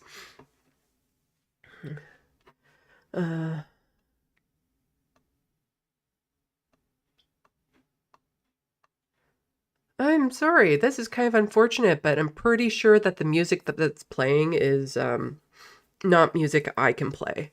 And without the closed captioning, it makes it so that I can't even do anything. So, investigation law and staff, their safer snorting kits found at BC High School. Supervised consumption stuff. That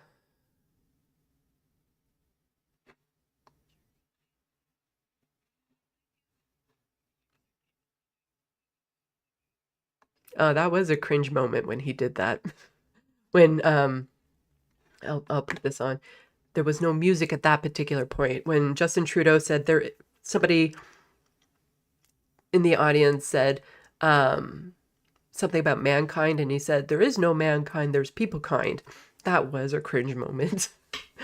Trudeau even Nope, still music. Because there was a brief moment without music. those want to ban. No. Darn it, I'm sorry.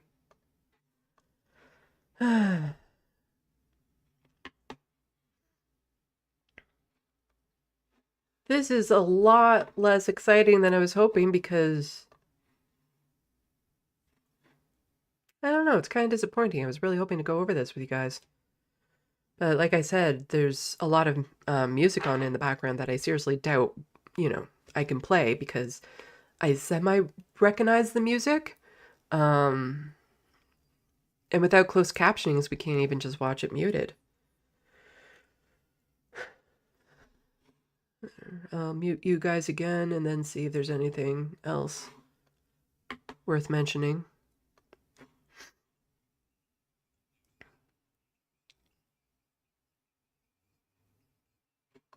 So I just heard Wackos like Trudeau have no problem legalizing hard drugs. That's not something he's doing. Says they'll make the taxpayer buy opioids for you, which is, again...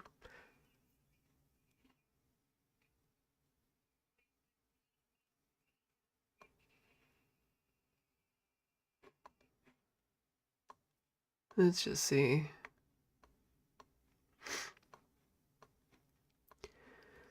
That is Wacko on steroids. Ugh. Cricket. Of course, showing his blackface. So I am just going to have to take this and put it in the sandbox for you guys. So that if you want, you can watch it. Yeah, I'm so sorry. I should have like watched that ahead of time. I was hoping to do one of those fun things where we watch it together for the first time, but between the music and the lack of closed captions, I can't. Sorry, that's like really disappointing. So quickly go back to the sandbox. Oh, and I gotta make sure that I put the audio back on for you in case I play something else from the desktop.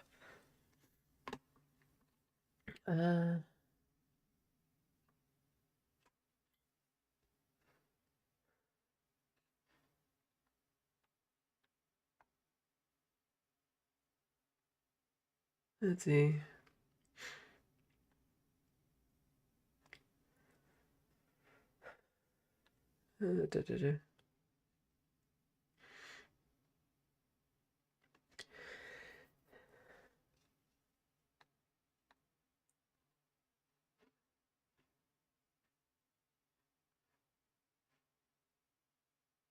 So, Life, I found salt and vinegar chips help with sore throat, like gargling salt on steroids.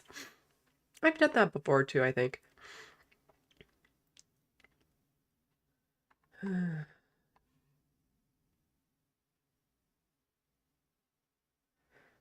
Anyway, sorry I couldn't show that for you guys. Sorry or you're welcome. Let's put it that way. Hello, Donald James X. Saying that I could generate your own closed captioning. There's extension for it. I don't have that extension, unfortunately.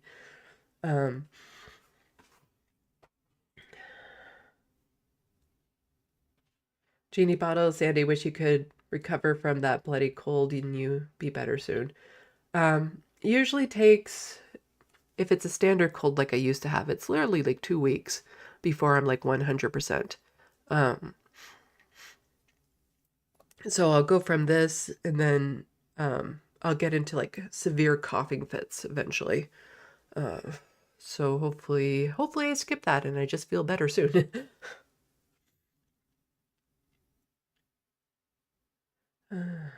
But thank you for the well wishes. Oh, was the letter hack in the sandbox?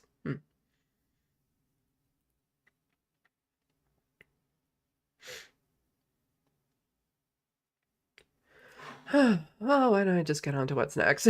There's not too much to go through, and there's one fun thing at the end. There's a fun thing at the end to go over. And so here, Colin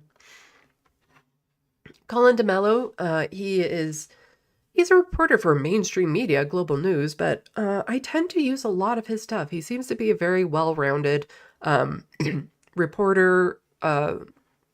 It's a lot of stories, especially Ontario related. So this is a very Ontario-centric thread.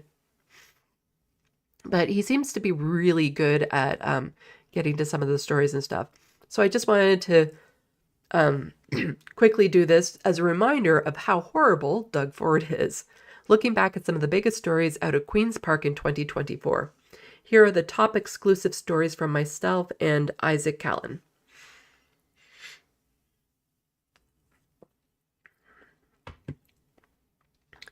So a lot of these I covered during my live streams, but it's again, what I'm hoping to do before the next provincial election or for the next provincial election is just have a video where I just start listing off all of the issues, all of the scandals that he's had. Like I tried to do something like that at the last election where I had Doug Ford Bites, which were very short videos to remind people of some of the scandals and stuff that he had done.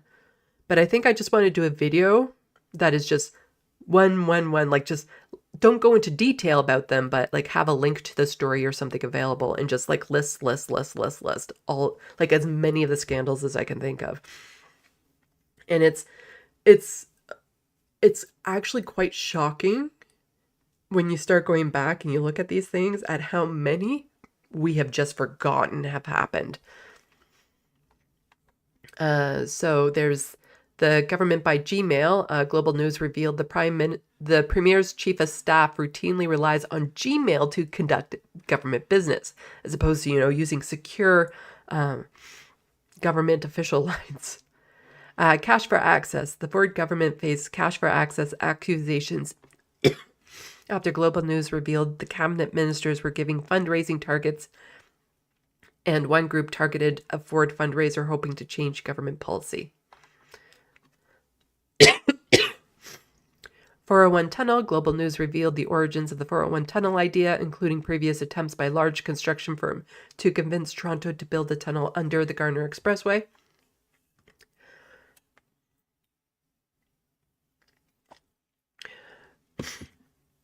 DUI downgrade. After a year-long investigation, Global News revealed that the Ford government offered thousands of accused impaired drivers the option to downgrade their charges and avoid a rap sheet. Watered down housing. Global News revealed that Premier Ford's cabinet undercut a housing bill that was meant to increase the province's housing stock. The Premier faced accusations of being a NIMBY in cabinet. Lobbying investigation. As Ontario's Integrity Commissioner retires, Global News revealed a year-long investigation into illegal lobbying is still ongoing, with no details offered. Forgotten reservists. The Ford government was forced to retool a Remembrance Day program that offered a free GO Transit use for veterans, but left out revisits. Global News revealed the angry emails and the government's quick change. Consumption laws. As the Ford government moved to shut down consumption sites, Global News revealed internal government documents that warned of increased hospital use, overdoses, and death. Phil Perks. Global News revealed Metrolink CEO Phil Vester received a $12,000 a year car allowance, but doesn't own a vehicle. His resignation was announced shortly after.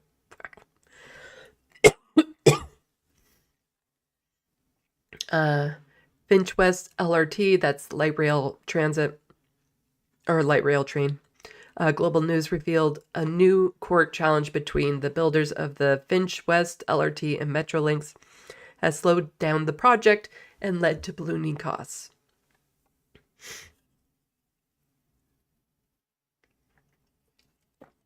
Sorry, I'm just going to pause them at the screen and you're going to have to read them yourself for the next little bit. Because I think my voice is starting to, and I still have a fair bit that I want to go through. So this one, this one.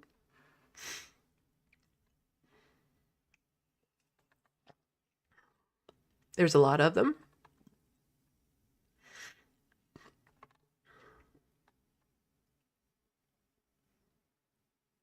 Oh, I remember that one.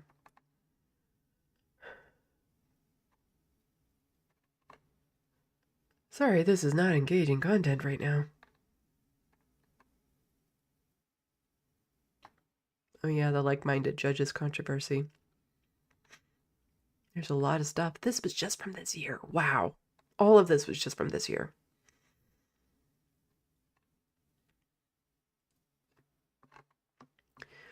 To add to it, this is from Ontario Place for All. The Ford government plans to use 60 million taxpayer dollars to dump sewage into Ontario Place West Canal in order to help build therm spa. This is very bad for local rowers in the CNE who use the water for, I think they mean activities, but activations. Demand a better solution here. Yuck. This whole therm spa and the removal of Ontario Place and everything, it just keeps on getting worse and worse and worse the more we hear about it. Let's see.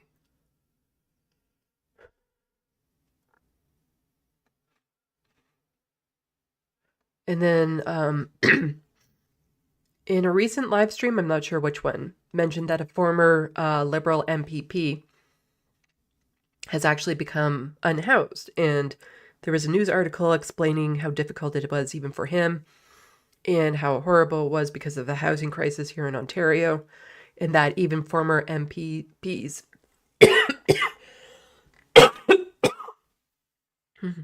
doctors, and I'm going to get a throat lozenger. That's what I'm going to do. Just a second.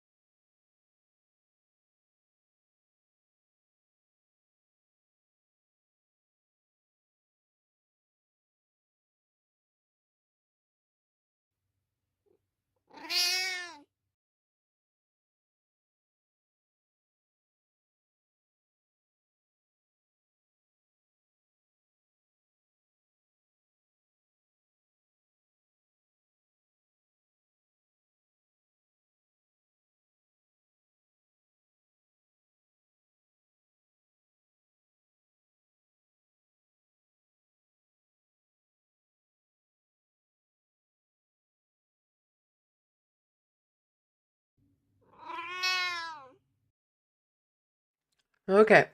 Sorry about that. I should have brought the throat lozenges to the desk with me, but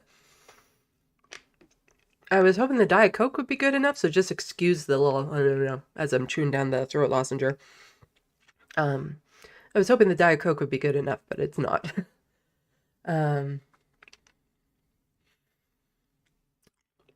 to blow my nose again, too. Hopefully, yeah. I'm looking like peak health right here.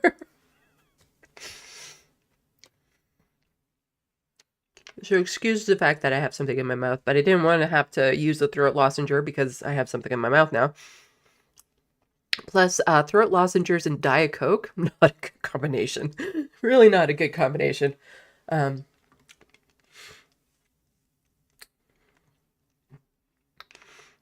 as I was saying, I covered a story not too long ago about a former MPP who has become unhoused due to unfortunate circumstances. which really just laid down how easy, how close a lot of people are to becoming unhoused in this province. Because if you have people who are former MPPs, but there was also, people who work at these shelters, just saying like doctors and like other people you would normally think would never end up in a shelter or ending up in shelters, because when unfortunate circumstances happen, they happen fast. And if you don't have a lot of money to recover right away or a place to go, there's very few resources in this province you can turn to. So that was in the news, and Lisa McLeod, a Zionist MPP, she actually has it in her bio, that she's a Zionist. Wow, nothing like just telling people who you are. Well, she quote tweeted that article and said, Lorenzo was a prince of a man to serve with. The legislators' leaders should be ashamed that a former honorable member who served our province with distinction is in this way. If there is a crowdfunding for him, count me in.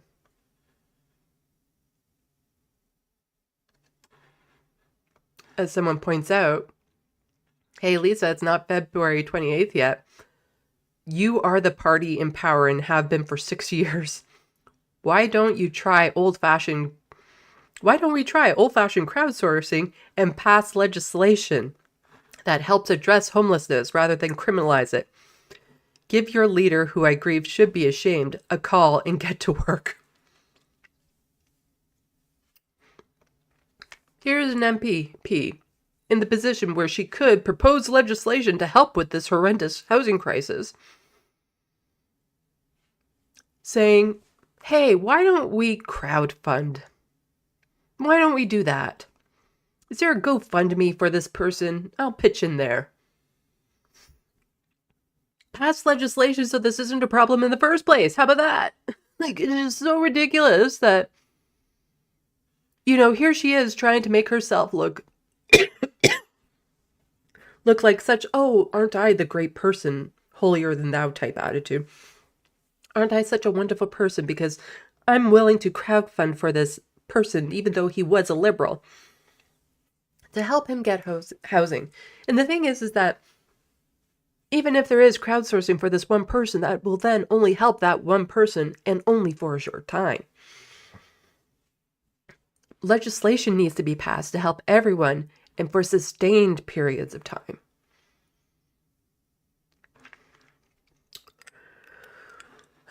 Okay. So while I'm chewing down this throat lozenge, let me know if you guys are in the mood for this. It's a darker story. It's from Olimey. She's covering it.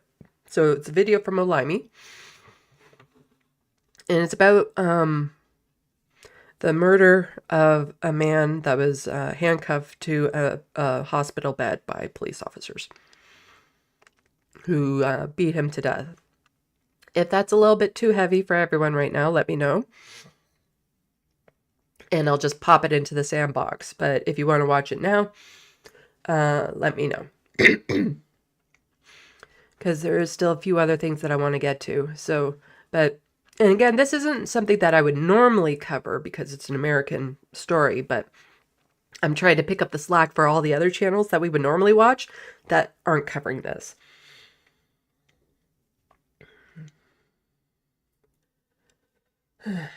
So, yeah, she has a great video on it. Of course she does, because this is something that she's been, very vocal about for a long time. And like I said, I'm trying to cover other stories that aren't just what I would normally cover because I want to get to, because there's stories like this that happen all the time, but we usually, the serfs or the Majority Report or somebody else would cover it. Let's see. There's a bit of a delay, so I'm just checking the sandbox. Philip Blair, does Canada have a shortage of building materials for building housing? No, we have enough housing. It's just have to change the market. One of the biggest frustrations about the fact that there's so many unhoused people is that there's enough empty homes to house everyone 6 times over. And yes, also new housing needs to be made, but both the federal and provincial government have not been building the way that they should be.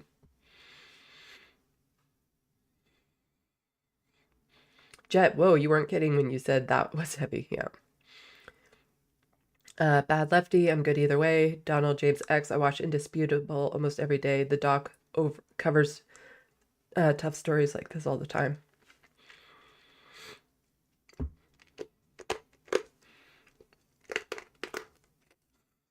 You can probably hear me crunching.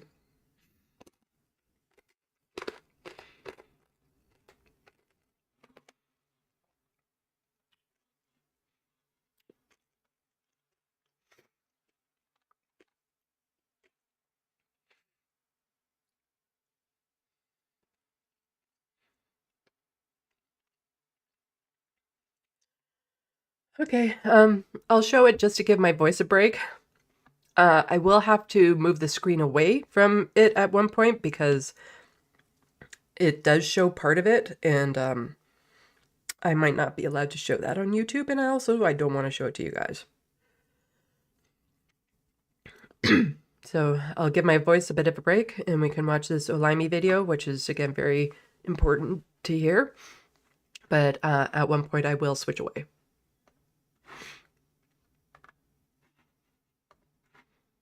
I don't generally watch police brutality videos anymore. Like, I avoid them like the plague. And honestly, this year, I've had a hard time commenting on a lot of the murders by police, like on the streets and behind bars, because sometimes it feels like you're just coming out and talking about pain. Like, you're just saying the same thing over and over, like how horrific something is, and you're not saying nothing new, right? And it just feels traumatic. But I watched the video footage of those corrections officers beating Robert Brooks to death. And so now they're just showing the video of it. And she's not talking over this part of it. And, okay. In Marcy Correctional Facility in New York. And that was some of the most gruesome, just brutal, unnecessary, like wickedness, like the desire. You could just tell the desire to brutalize somebody just because you could. You know what I mean? Like to beat a shackled man. They was kicking him.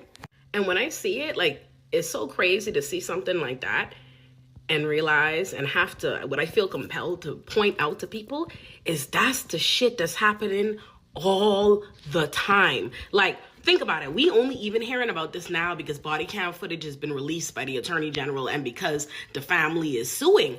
This been happened. You don't know when it happened. And the reason you don't know what happens is because they don't tell you anymore when people are killed behind bars. This is something I've been talking about all year. But I think importantly that I feel compelled to say is that people think of police brutality as only when police murder somebody outside. It's never a part of the conversation, the routine brutality and murders that's happening behind bars. And that's the scariest shit. And I see a lot of people calling for those corrections officers to be prosecuted, right? And like, this is something I made a video talking about this on my YouTube channel. I'll put an image here. But this is what's important, right? It's like when people call for these charges or people are like, oh, look at the brutality of this corrections facility. It's not an anomaly. This is not a one-off. You know what I mean? You just happening to see this. It's not specific to that corrections facility. This is what's happening all around the country. Think about it. I done told you in the last however many years, dozens of people have died in Rikers just awaiting trial. You know what I mean? That's just what just awaiting trial. What kind of brutality do you think people who are convicted, who are behind bars are dealing with? And the thing is that it's not just what's happening in prisons. Like, there's so much in this society that we just turn away from, that we don't acknowledge. And I don't mean like us individually, but society as a whole. Because like another thing that really, a story that I've been following that I haven't been covering on my channel was the trial of I forget her first name, the petticoat, where her husband had been drugging her, inviting men over for over a decade to sexually assault her while she was unconscious. And then other groups started popping up and other victims started saying things and whatnot. It is shocking how pervasive that type of behavior is in society. How many people this happens to, how many groups. There are chat groups you can go to find out tips and stuff. It is horrifying. And so when you see things also like with any sort of brutality by the authorities, what we're seeing is just scratching the surface of what's actually happening in these institutions. And Canada is not free from this sort of thing. Canada is also responsible for a lot of brutality for incarcerated people as well. But there's so much that people still just want to deny is not real. Deny that this isn't happening. And as long as people are denying it, it's never going to be solved because people need to be confronted with the ugly truth of, you know, this society that might be benefiting some people are absolutely brutalizing others. You know, and it doesn't get any attention because people in society have this attitude that like, well, that's what you deserve, or you behind prison, so anything could happen to you. And that's the scariest part. There's a reason why they felt so brazen that they could do that with body cam footage on them. I say all that to say, like, it's cool to call for charges, and people should be fucking outraged, and they should be outraged at the fact that these officers only just fired, or the fact that they're like, oh, they're conducting an investigation. What the fuck is there to conduct? You could fucking see these people being brutalizing a handcuffed man and killing him. What is there to investigate? So I say that to say, we have to address the system. Like, when y'all start talking about what needs to happen, we need to start talking about the transparency that needs to happen and how people are treated behind bars. We need to talk about these absolutely bullshit fucking investigations. And we need to talk about the larger, more expansive conversation on police brutality and the fact that it is routine. A part of how we are training these officers, not just training these officers, but what the institution is to brutalize them like this. So as horrific as you looking at what happened to that man, please remember, there's so many people going through that behind bars and you will never hear their stories. Yeah, and the authorities always pick and choose who they go after, how they go after, because here we have footage. There's no doubt about it that these correction officers are responsible for that person's death. But like she said, there's no they're not getting arrested. There's no consequences. Yet one guy shoots one CEO, one health insurance CEO on the street, and the city gets shut down. There's a manhunt. He has to be found. He's put behind bars. He's put on parade. He's made into this villain. The media is covering it like crazy. And meanwhile, this is what's happening behind the cameras, behind what we're seeing from the media, in correction facilities, by the police, by the people who were supposed to keep us safe. It is, you know, I agree with Olimey 100% that we just see a small fraction of what is actually happening. Okay, go to the main shot. I think I chipped a tooth. I'm not entirely sure how, but it's really bugging me right now.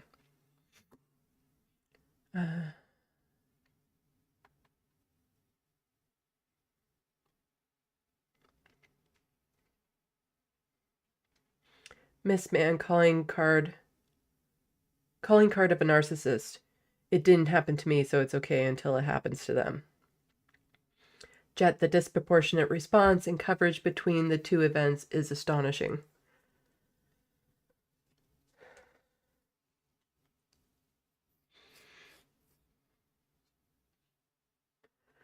Okay. Do we need to do this one? No, then it goes into that. I don't know.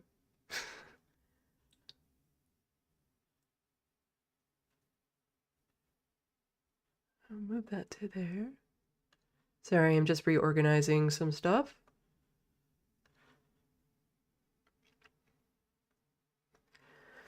So there's been a bit of blow up on Twitter recently, and I tried covering it a bit in my last live stream. I'm not good at covering these things live. I don't know where all the sources are to go to, but it was Elon Musk having a meltdown, and Vivek Ramaswamy, I don't know how to say his name, saying that they need more H-1B visas because Americans are too stupid to do the jobs that they want. When really all it is they want more HB1 visas to bring in people to work in the United States that they can then take advantage of and abuse. That they can hold it over their heads that the only reason why that they can stay in the States is because they have this visa, and should they do anything like demand a fair wage for their labor or something, they'll be sent home. And it was quite the blow up because you have two opposing sides of fascism butting heads. So you have the ones that are the capitalist fascists that, you know, money is the bottom line. And they're the ones that kind of want to like, no, we'll bring over these workers that we can exploit, versus the white nationalist fascists that are like, oh, we can't have any immigration at all because, you know, no foreigners, nothing. And so they've been bumping heads. And so there's a bit of a, where will Donald Trump land on this? And really, like, is it any, do people really have to wonder? It's all about the money. The money. That's what he cares about. I don't think he cares about what Elon said or what anyone else said, but he's like, where do corporations make the most money? And if it's by bringing in foreign workers to exploit them, then he's all for it. He exploits foreign workers himself all the time at his companies and stuff. So it doesn't surprise me that he fell more in that direction, but we have a little bit of a... Right, I wasn't actually going to show the audio of this video because there's music in the background, but I watched this, and this quote is exactly what Donald Trump says. So this is from reporter. The reporter asked, why did you change your mind on HB1 visas? And Trump responded, I didn't change my mind. I always felt we have to have the most competent people in our country. We need competent people. We need smart people coming into our country. We need a lot of people coming in. We're going to have jobs like we've never had before.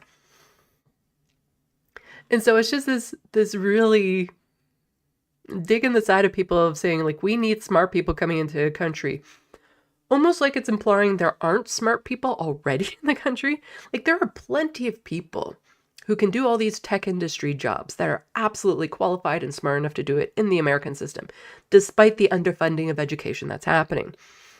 The thing is that they also tend to be a little bit more aware of their rights, and it's harder to exploit them versus, you know, somebody that they bring in from another country who maybe isn't aware of all their rights, and it's far easier to exploit them and to hold it over their head that if you don't work for us, you are going to get booted out of the country.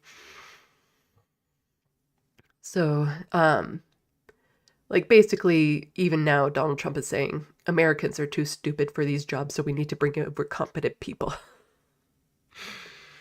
Oh, Philip Blair, thank you so much for the $5. Covered with Night, a story of murder and indigenous justice in early America by Nicole Eustace. Great book. First hour of audio version is free on YouTube. Oh, good to know. Everyone go check that out. I'll see about it too.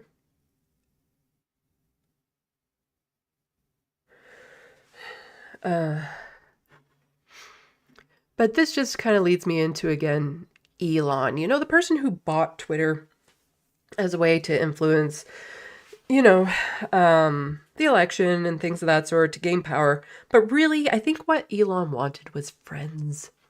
He wanted that recognition. He wanted to be the popular kid, the cool kid, the one that everyone's like, ooh, oh, look at Elon. And it brings me joy to know he's tweeting things like this out. So this is Elon Musk tweeting this out a couple days ago.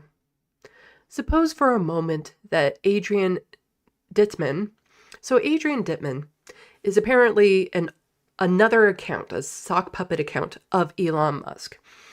And this account has been in online chats on Twitter praising Elon and saying how great Elon is, even though everyone knows it's Elon, but he's like trying to pretend, oh, no, it's not me. And he even tweeted out, like, here's the proof.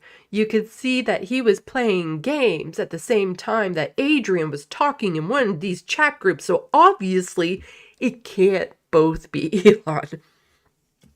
Because I guess for him, the thought of multitasking, I don't think he realizes people can do that.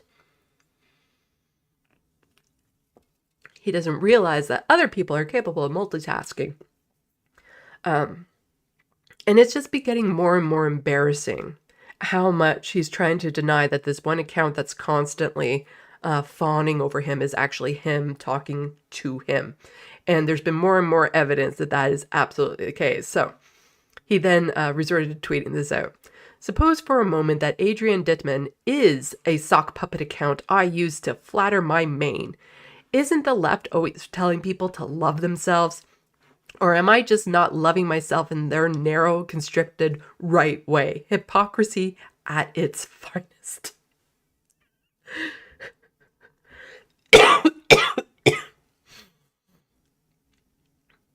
Wow, that is such a sad acknowledgement of, yeah, it's me, but I'm just trying to love myself because nobody else does.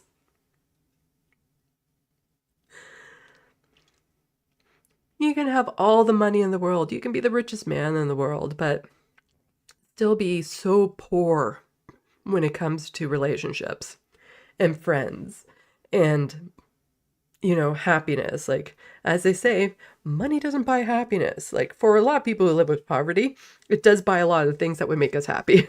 You know, a certain amount of money, but you can have all the money in the world and it doesn't guarantee you friends. It doesn't guarantee you happiness. It just means that you don't have to live with poverty. But it is so funny. Like he's recently done this as well. So this is from Anonymous. Elon Musk, in his relentless pursuit to become the world's richest man, signed the devil's contract without hesitation, only to find that with every billion he earned, his tweets grew cringier, his reputation more absurd, until his wealth towered over a sea of collective second-hand embarrassment. He changed his profile pic to a racist meme of Pepe the Frog and other kind of white supremacist symbolism and stuff in there. The man who owns Twitter, the man that helped get Donald Trump elected, the man who is, you know, as a lot of people are saying, the first spouse, I guess, of Trump. Like, this is just so bad. Like, I think it might actually, it just might, just maybe, is getting to the point that Elon is getting burned out with Twitter. That it's not giving him what he wanted. That no matter how hard he tries, he's not quite getting there. And I hope that at some point he just gives it up. That he just tucks tail and run because he's never going to get what he wants on here. You know, one could hope that for 2025, Twitter goes back to just the regular horrid platform it was before Elon touched it. It is, but it's just, like, to me, knowing he's miserable, it's not enough. Like, it's not enough, but it does make me feel a little bit better. Like, Elon in general just existing is pretty bad, but this is, you know, this makes me feel a little bit better that he's that sad, because, like, I'm lonely and I have a few friends, like a few good friends. And I talk to the sandbox a lot, which, you know, I'm basically talking to myself at that point. But like, just to stoop down to this level, like how pathetic this man is. Like, wow. Absolute wow. And then there was this. A real photo and perfect metaphor heading into 2025. That's one of those Cybertrucks outside of a Trump. I guess, is it a hotel? And the Cybertruck is on fire because they have the habit of like blowing up, of being pieces of crap vehicles and stuff. And just seeing these, like, yeah, this is kind of like the perfect image, seeing these two together of what the presidency is going to look like. Just a hot flaming mess next to a tower that's all tarnished and soot covered and stuff. But, you know, luckily there's footage. So the emo dragon tweeted this out. This is America 2025. And you can see the Cybertruck just outside the doors there burning. Right in front of Trump Tower. I just heard a boom. Oh my God. I heard that boom too, but I didn't know it was actually outside. I thought it was a person in the hallway. Blackness on the sign. But there's better footage. So Midas Touch tweeted this out. The moment the Tesla Cybertruck exploded this morning in front of Trump International Hotel in Las Vegas. Alright, play it.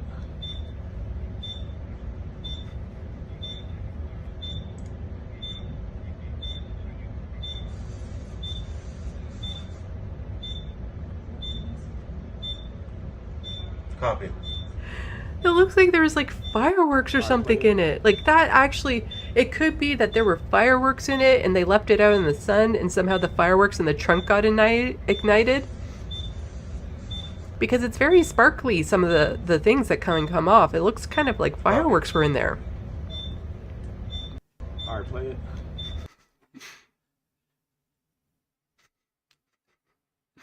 But yeah, it's just perfect symbolism of what this government is.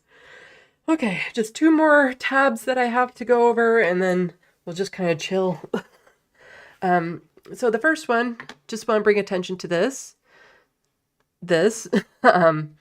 So Adrian Vixen, somebody who is often in the sandbox and a fellow streamer, and they were doing a Twitch live stream, I guess. And there was a emoji used that was like, I don't know, something related to Palestine. And because of that, their channel was taken down. And so they are trying to push back. And unfortunately, they say my appeal was denied in about 10 minutes. Please subscribe to my Kick to hit up my Ko-fi. I just lost my only source of income. So for anyone who knows Adrian Vixen, please help out their channel or help them out any way you can. So this was the notice from Twitch. Just says terms of service violation. Examples of volatile content include, but are not limited to, streaming terrorist recruitment videos with no context, linking terrorist manifesto while making supportive comments, making positive statements about terrorist groups. Like, they didn't do any of that. Where the violation occurred in your channel's emotes or cheer motes. So it wasn't even something Adrian said or showed. It was emotes in their channel. And it's an indefinite suspension. So I don't think it means like forever, but it's just like whenever they feel to take it down. Like indefinite as in we don't know how much time before we, like, that's the thing. I don't know enough about Twitch to know if indefinite means like your channel has been permanently banned or if it just means we don't know how long. That's actually absolutely horrible that they did this to them. So I will put this in the sandbox for people. And this is kick.com, Adrian Vixen.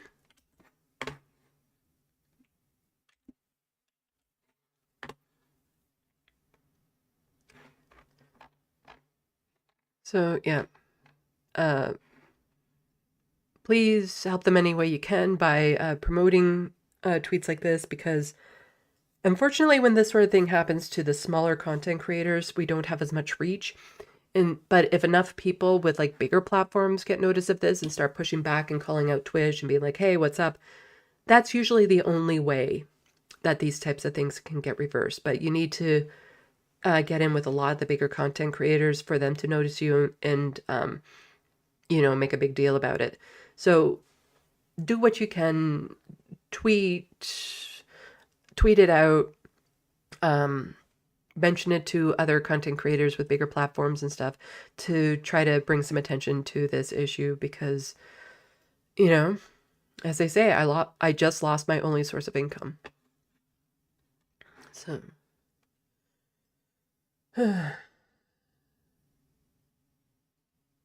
Natalie Marie says there was a Luigi emote with his face.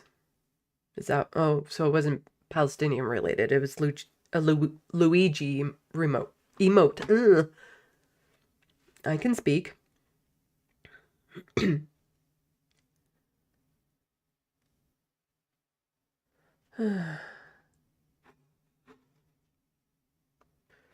Just horrible. And I wanted to finish with just, again, another little bit of a lighter tone. Apparently this is a thing, and I love this thing, and I need to buy this thing. Many of you probably know the card game, Cards Against Humanity. And it can be a lot of fun, providing you're in the right crowd. You're with the right crowd. You're with people you know. I actually made an extension deck that blends in perfectly with the regular deck, that has a lot of inside jokes and things of that sort. And I always loved it when somebody would ask me, like, is this one of the cards, like original cards, or did Sandy make this one? Because it was so bad. And it's like, once you, like, there's a trick to doing the question and answer cards. And once you kind of get the trick of the language, they're fairly easy to make. So it's a lot of fun. But now there's this version that I kind of really want to get my hands on, but I don't think I know enough politically similar-minded people that I could sit down and enjoy this with, but I love the idea of it. So Faye Johnstone tweeted this out, and she is a director of Queer Momentum, fighting for freedom, equality, and rights for queer people in Canada and beyond, and she is a trans woman. She says, absolutely obsessed with Point Blank CA's Cards Against Conservatives. I finally get to be the one bringing a card game to the family Xmas gathering. And so this just shows you the Conservatives have announced a new policy to make blank great again. And the reply was heteronormativity. Question card. The leader of the Conservatives has just resigned due to blank. Girls, gays, and theys. And so this is Cards Against Conservatives. I so want to get this. That I would definitely need the right crowd to play this with. And so that's Point Blank here. And we create impact-driven campaigns on issues of social importance and public good. We're also Canada's first and largest fully unionized national agency. So I might have to buy myself a deck of these, because it'd be a lot of fun.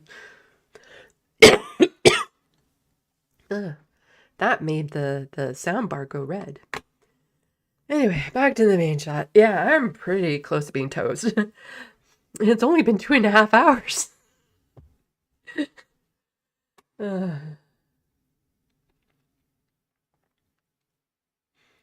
Just checking the sandbox. Let me make sure I didn't miss anyone's super chats. Nope. Okay, good.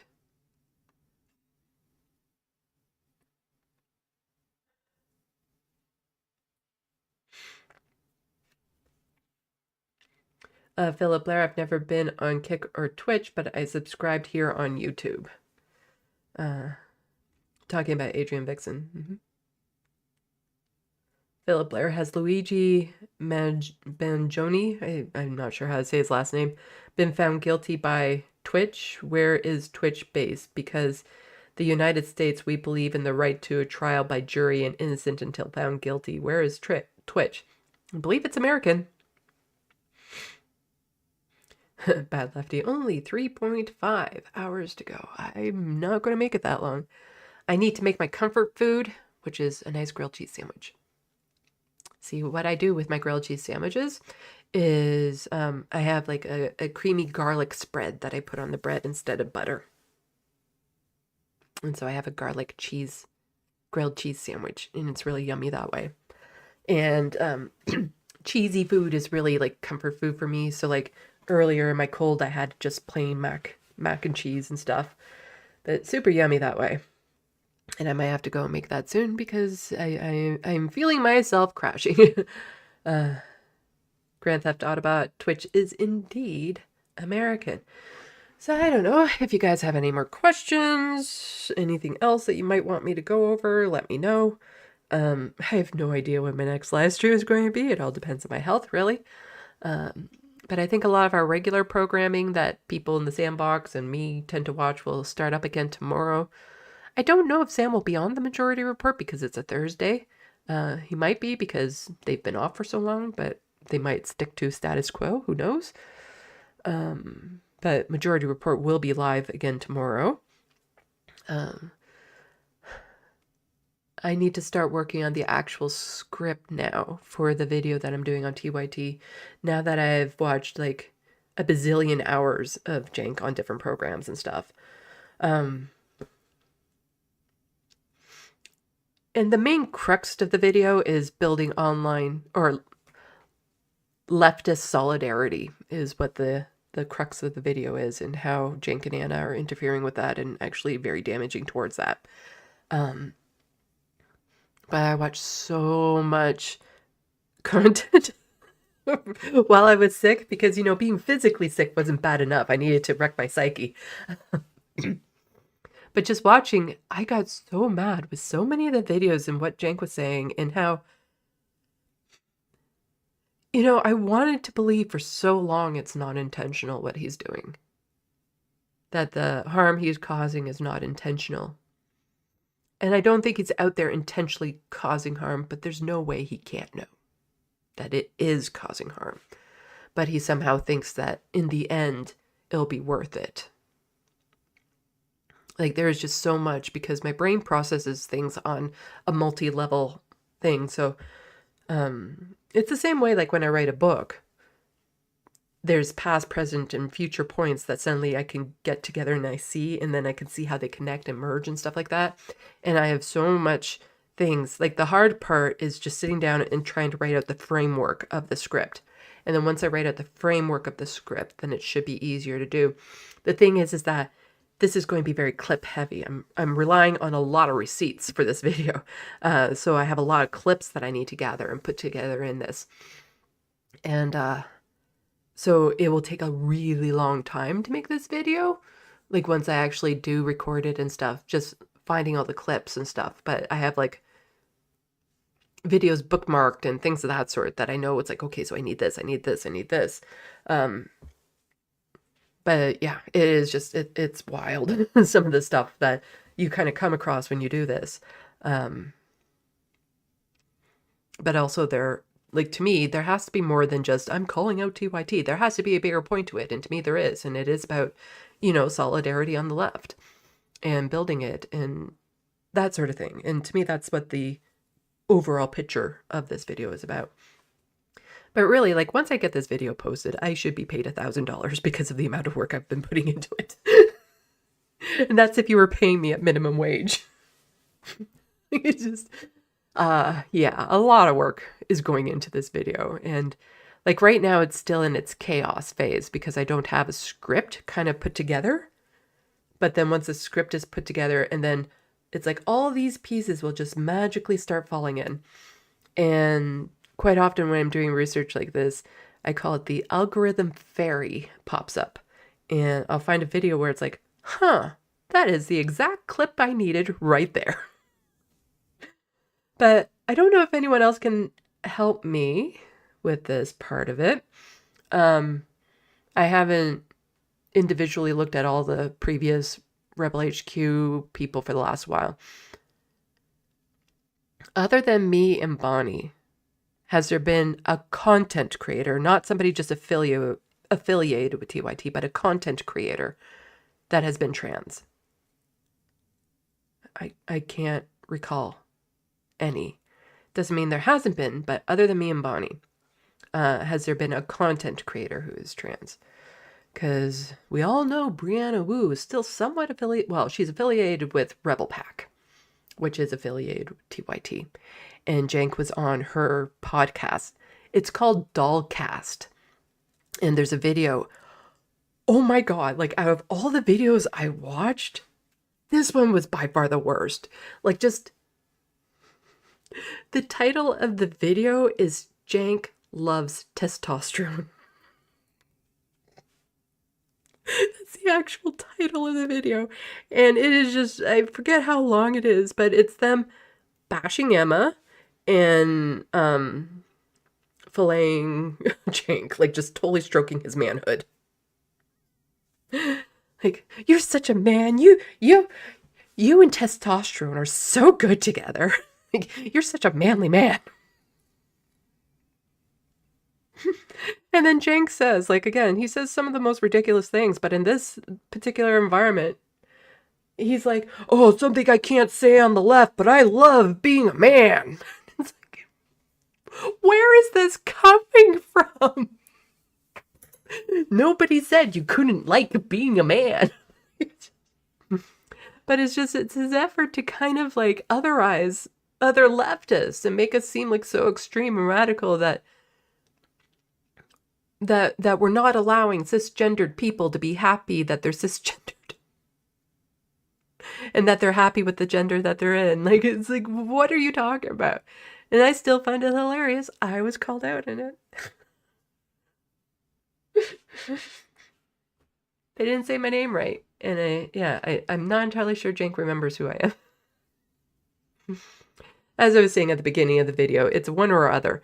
Either he doesn't remember who I am at all, or he's a little uncomfortable around me because he doesn't know the proper protocol in talking to me, because Jank has a very distinct way of how he talks to women and a very distinct way of how he talks to men. I'm neither. And I wonder if that makes him really uncomfortable because he doesn't know how to engage with me then. And he didn't answer the question about it either, because one of the panelists asked Jank about the former queer hosts who have left and made noise about TYT, basically, and said, my name, did not say my last name correctly, which is fine. It's not an easy name to read and get. Kind of messed up on my first name, though, and that one's I'm a little bit more confused by. And then also said Mike Figueiredo, and didn't know how to say his name either. But then Jank just said, oh, Mike was never a content creator for TYT, and kind of left it there and didn't say anything about me. But that video in general was just... that one was painful to watch. And Brianna Wu definitely has a particular hate on for Emma. Saying, like, Emma shouldn't be saying that, like, Emma doesn't speak on behalf of trans women and stuff and blah, blah, blah. And it's like, Emma has never claimed to. I don't claim to speak on behalf of trans people because no one person can speak for a group. Because, like all groups, trans folks are not a monolith. But then the funny part is later on in that video, and this is part of like the multi-layered places that my brain works, is like, how dare Emma think she can speak on behalf of trans women? But then later on in the video, Jank says something along the lines of like, cis men should be allowed to give their opinions when it comes to like reproductive rights or something like that. And they're like, oh, absolutely, you don't have to be part of the group.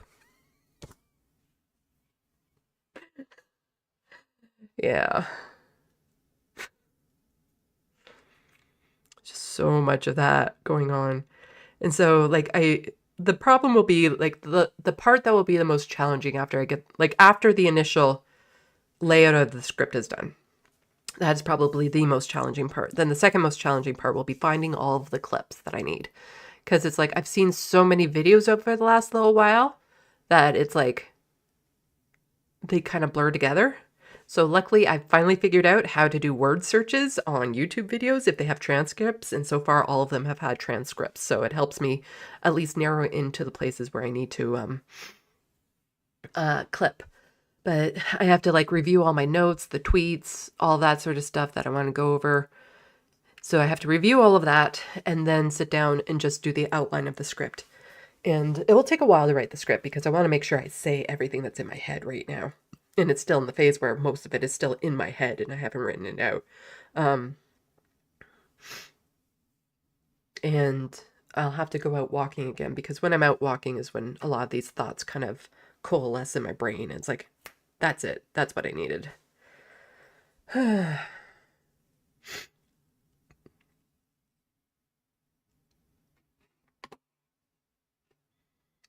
Just checking the sandbox.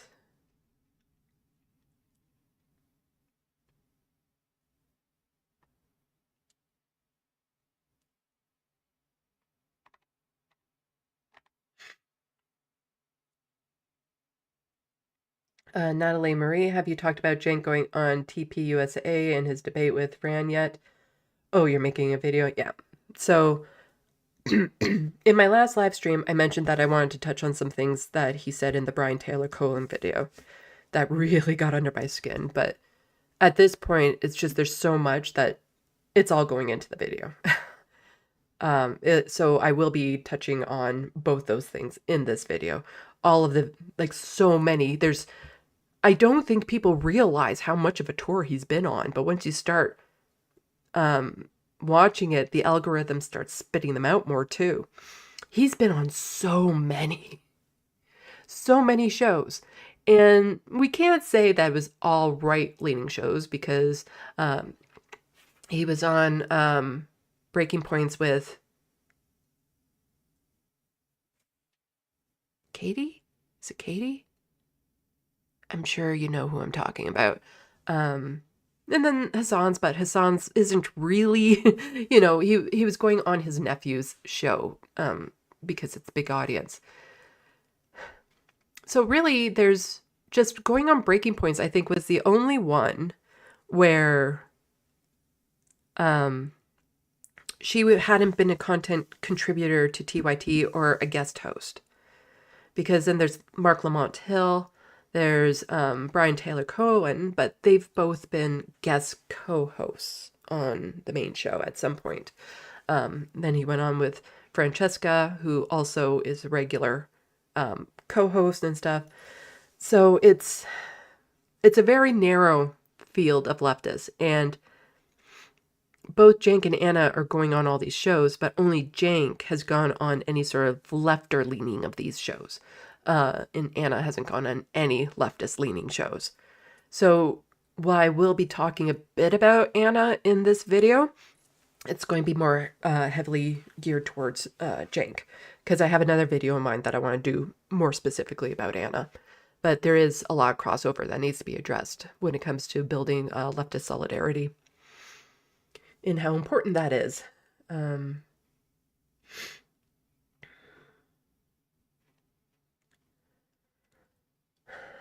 Miss Van, a cat hug a day keeps the doctor away. Yeah, I'm going to be hugging some cats after this. Bad Lefty, sadly TYT no longer believes in solidarity, leftists or not. Yeah. Again, in the sandbox, let me know if you can think of anyone other than me and Bonnie who have been trans content contributors. Like actual content contributors on the main shows, as co-hosts or guest co-hosts, or on Rebel HQ or anything like that, because none come to mind. And it's very important that I find this out, like I figure this out. Because Cenk loves to say how much he's hired people that are queer and trans. There's been so many. There's been so many. But like one of the little things I'm going to be putting in the video is they can't count Bonnie because when they hired her, she hadn't come out. She hadn't transitioned. So you can't then say, oh, look at how great and inclusive we are. We hired her, a trans woman. And it's like, no, you just get to say you didn't fire her when you found out, which doesn't quite have the same ring to it. As far as I know, I'm the only one because it was in my audition video that I'm non-binary. Which just really kind of set off a little rage in me that he's using that as an excuse as to, or a shield as to them not being inclusive and stuff.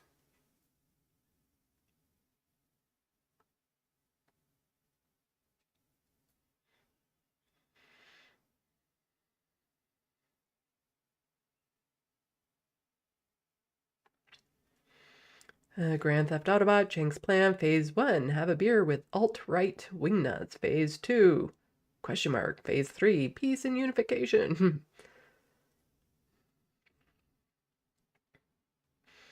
And Bad Lefty replying saying Phase 4, profit baby.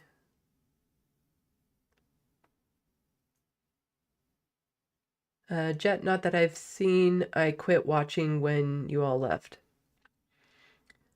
Yeah, I haven't looked into it too much. Like I glanced at it, but I mean to do more research into it. When I looked at, if you go to the Rebel HQ YouTube page, you go to the playlists, and it will actually have all the different content creators in their playlist. So all the videos, you can find all of my Rebel HQ videos under my playlist on the YouTube channel for Rebel HQ. It's still there. And when I glanced at it, I was looking at it, and it was saying something interesting because it will say something like under the playlist, it will say last updated yesterday or last updated 3 days ago. But after a certain period of time, it'll just say playlist. It won't say when it was updated because it had been so long. And I was looking at this like, how many contributors do they actively have working for them right now? Considering how many they've had go through that system. And then when I clicked on some of the playlists, like some of them only had 3 videos. And then that's it from like 5 months ago or something. Like they are just burning through content creators on that channel like crazy.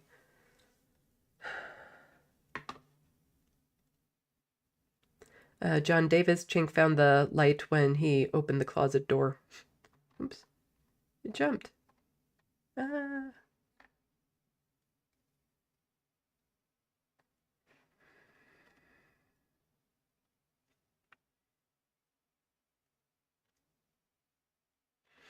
Philip Blair, Brianna Wu is an anti-Semite Zionist.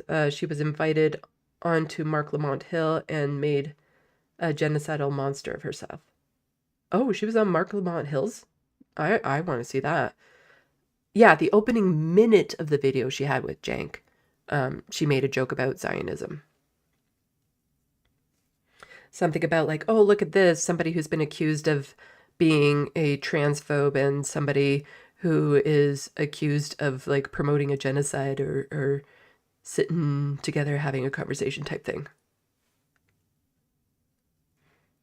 And we have opposing views on that. As in, she doesn't think Jank is a transphobe. And he thinks what's happening is a genocide. Like, there's that at least. At least Jank believes what's happening in Gaza is a genocide. Unfortunately, a lot of that value gets undermined when he allows people who are Zionists to come on and argue both sides of a genocide. When there isn't. Because it then just kind of legitimizes the claim that it's not going on if you're arguing both sides. It's a genocide. There is not another okay side to that.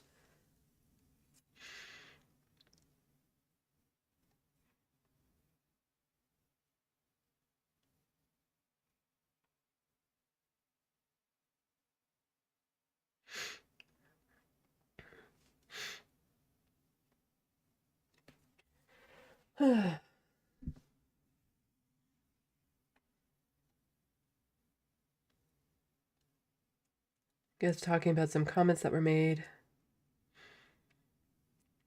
To thread a couple of these comments together, Anna did say when she was being a guest on somebody else's podcast that she feels uncomfortable talking to people outside of her own race because she's worried she might step in it. And somebody's wondering how J.R. Jackson felt about that. And J.R. Jackson has been with TYT for ages. He's one of the OGs of TYT and is a black man. And people are wondering how he felt about that comment. I don't think he's ever publicly addressed it.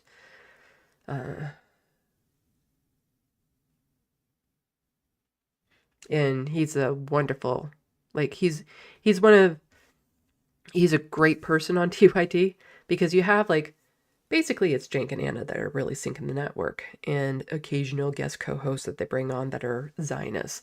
But other than that, like JR used to do the watch list. It used to be a daily show. Now I think it's just occasional YouTube videos and stuff. And he always had great content and great contributor and stuff of that sort. Oh, Krista Ball. Yes, that's who... Breaking Points, it was Crystal Ball. Why was I thinking Katie? Well, I was thinking Katie Helper, but it was like, that's not right. Like, I know that's not right in my head, but it was Crystal Ball that Jank was talking to on Breaking Points.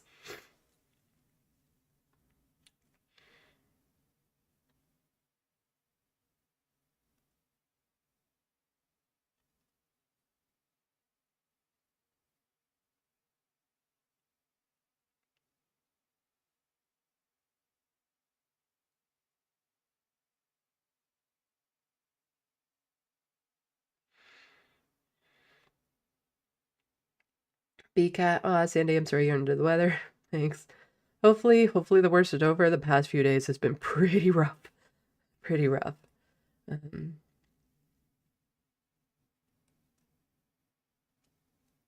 Bad Lefty. Both Mark and Francesca politely took Jank and his BS apart. I wouldn't say politely, but they definitely did. Both of them did a fantastic job. But I love the little digs that Mark was doing that Jank wasn't seeing at the time. At least I don't think he was seeing at the time, was all the comments that Mark was putting up on screen from the chat.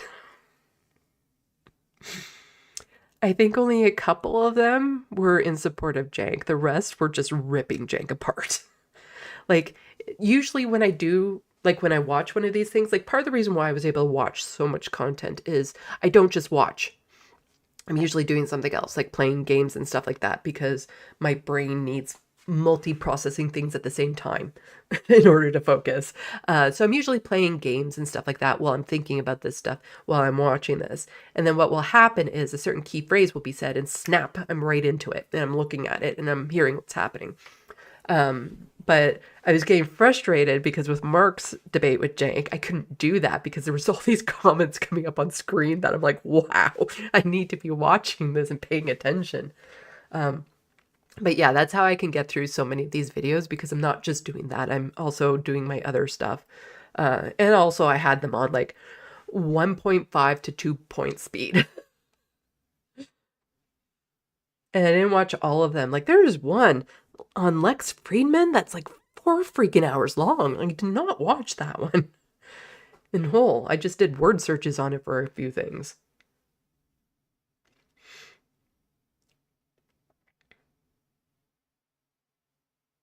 BCat, he's out here saying he courageously stands up for vulnerable communities. Makes me want to vomit. Jank is shameless at this point.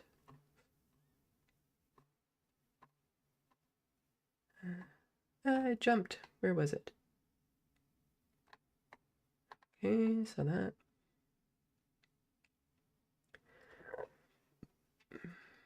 Miss Man sounds like he wants the praise for hiring LGBTQ, but doesn't want to hear from them. He wants them in the background. Well, it does really make me feel like some sort of pass for him. To be like, well, I hired this non-binary person, so therefore we can't be bad. There's a phrase in my brain. Philip Blair, I know of 2 trans content contributors in folklore circles, but neither does politics. Are you talking about TYT?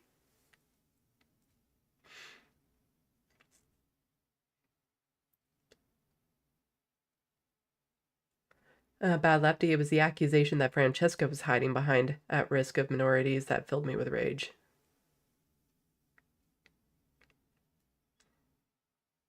Do you have any idea how many times he said he was Muslim in these videos?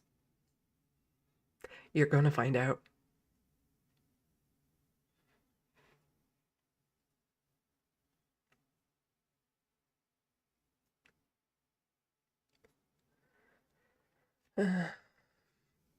BCAT, it's all about optics for Jank. The desire to lift up marginalized voices is a means to feed his outrageous ego.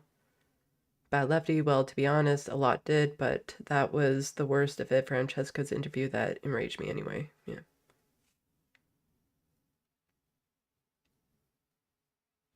Yeah, there's a lot of them that I will have to rewatch too. Like basically, I just want to go over some of the notes that I have, a lot of the tweets and stuff, write down the framework of the script, and then I'll have to rewatch some things to make sure that I can insert things where I want to.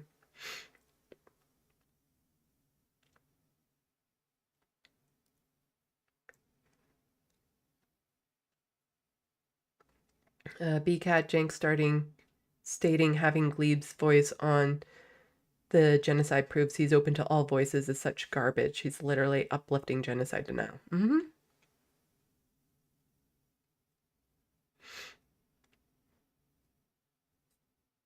But he's been on Dan's show? Who has been on Dan's show?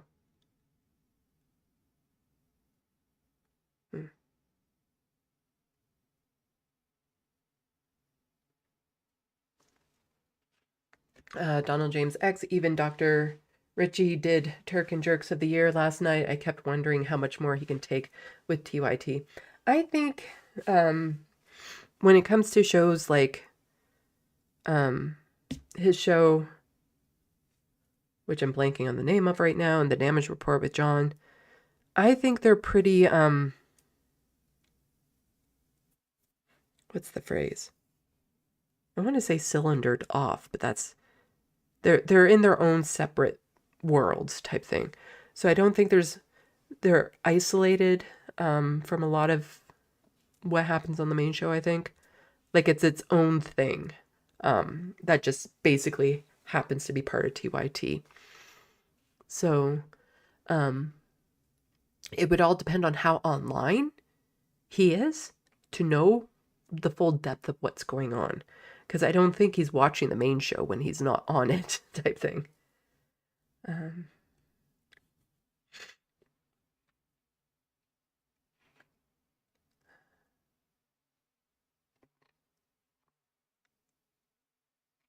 Oh, it jumped, and I think somebody just mentioned somebody else.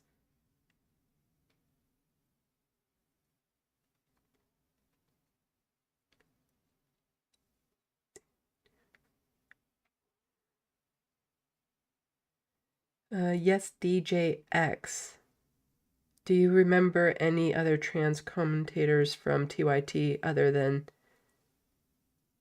me and Bonnie? Is that yes, there was a person named DJX, or are you asking, or? So DJX is another trans commentator that they've had on.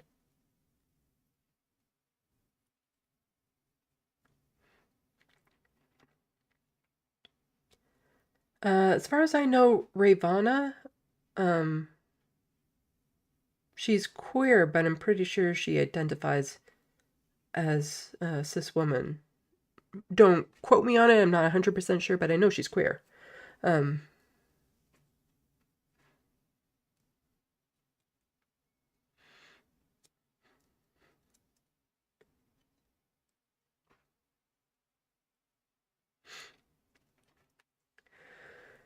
Let's see.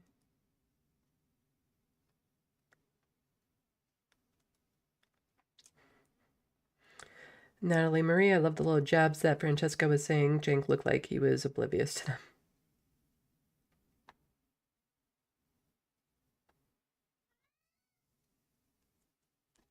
Philip Blair, Mark Lamont Hill put my comments up a few times while he was debating Brianna Wu. Her genocidal rhetoric had me figuratively pulling my hair out. Wow, I really kind of want to see that.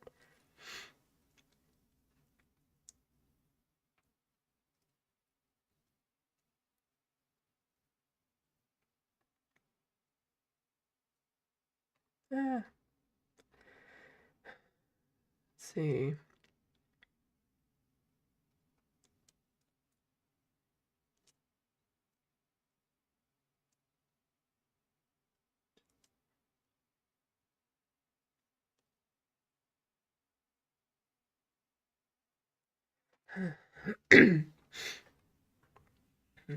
Philip Blair, when they only talk about us when they want us to use us, especially when it's in a way that harms us. This is the worst tokenizing. Indisputable is Rashad Ritchie's show. Yep. I remember them when I hear them. Natalie Marie, I sent you the link to MLH and Brianna Wu video to your second Twitter. Oh, thank you. I'll make it a lot easier to find. BCAT. Cenk told Mark Lamont Hill that since he's okay with Islamophobia towards him, other marginalized communities should be okay with bigotry and racism towards them, so as not to offend bigots and racists. Yeah.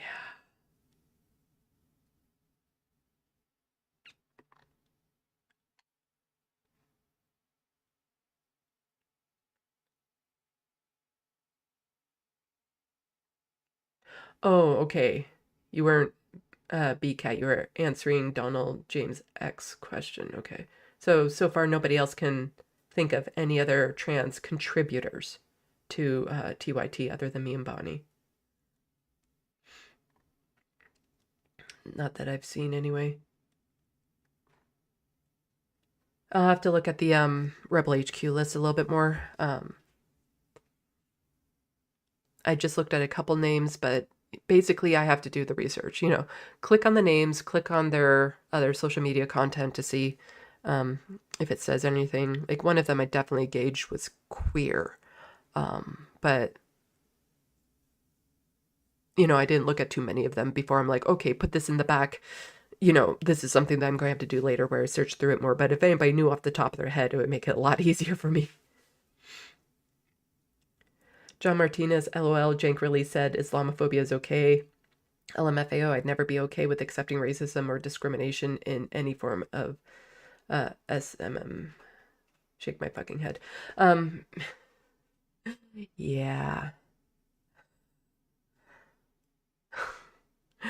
You really need to see the Mark Lamont Hill and Cenk Uygur debate. What Cenk was saying, and it was really bad. Because here he is basically saying to a black man, racism isn't that bad, you need to get over it.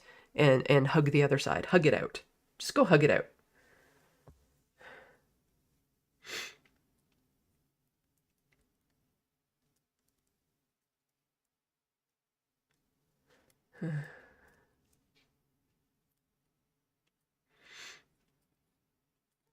John Martinez, Cenk probably believes he'll be accepted by the fascists if he tolerates it.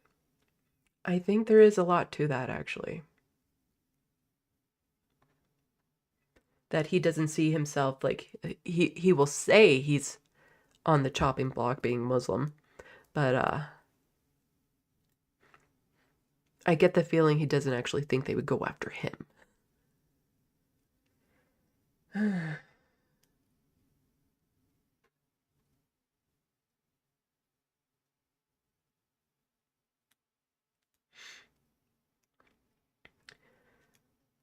Jet says, yeah, the old grow thicker skin bullshit in regards to him and Francesca, Cenk and Francesca. And then Miss Man saying, I always hated that phrase. Why is it always the victim who needs to change and never the attacker? Grow some manners and humanity would be my clapback. Donald James X, my final take is Cenk is compromising his progressive values for the sake of populism. He thinks right and left-wing populism is the same thing, but it's not. No, it is not.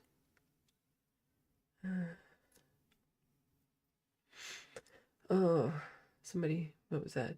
Philip Blair, I'm settled down again, was up getting coffee and snuggling a cat. I need to do that.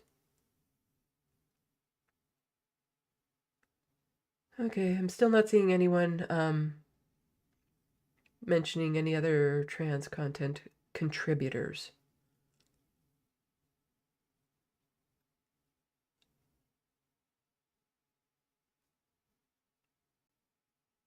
Because the last producer I was working with for Rebel HQ was also non-binary, but we only got to work with each other for like 2 weeks. So there are people behind the scenes.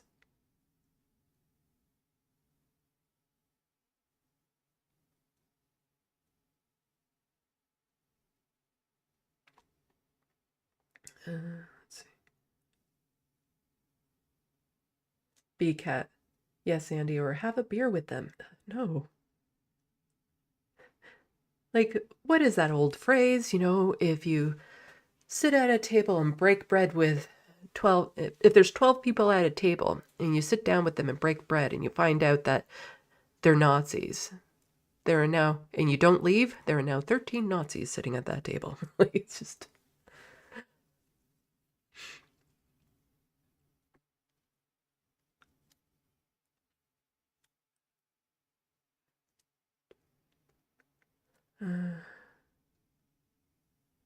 yeah, I think I need to get going and have my my comfort food grilled cheese sandwich for dinner.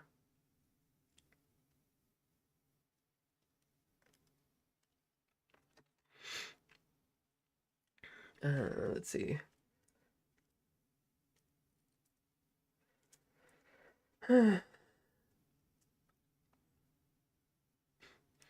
Natalie Marie Jenks saying, you sound crazy, when Francesca brought up the very real possibility of deportation camps was disgusting, yeah. In case you guys missed it, I believe, was it yesterday? Yesterday? Yeah, I think it was yesterday. Francesca did a follow-up video that you can go and check out on her channel, talking about her debate with Jank, where she gets into some of the things that they were talking about. So, you know, you can go and check that out. It was very interesting. And I admire her so much. Like the more I learn about her, the more I admire her.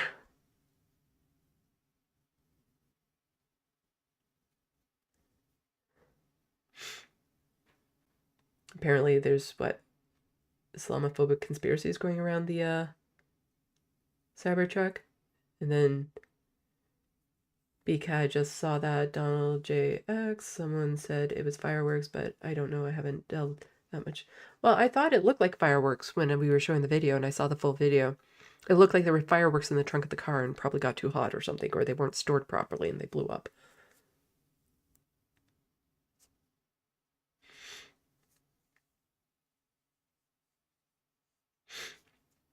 Okay, I'm at the end of the sandbox. I'm at the bottom of the sandbox. And I am bottoming out of energy, so I'll do the thing. I'll do the thing. The thing. You know, these things here.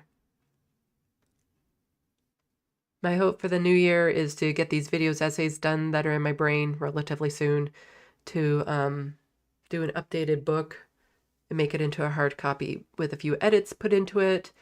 Do more artwork is definitely on my agenda of things I want to do. But, you know, help me out with all these things. You know the routine. Thank you so much to everyone who has. I super appreciate it, especially in times like this where I'm feeling like shit.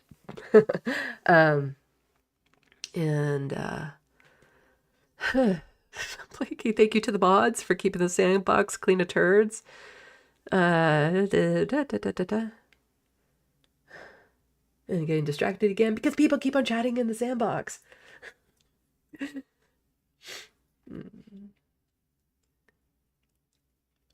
Okay, yeah.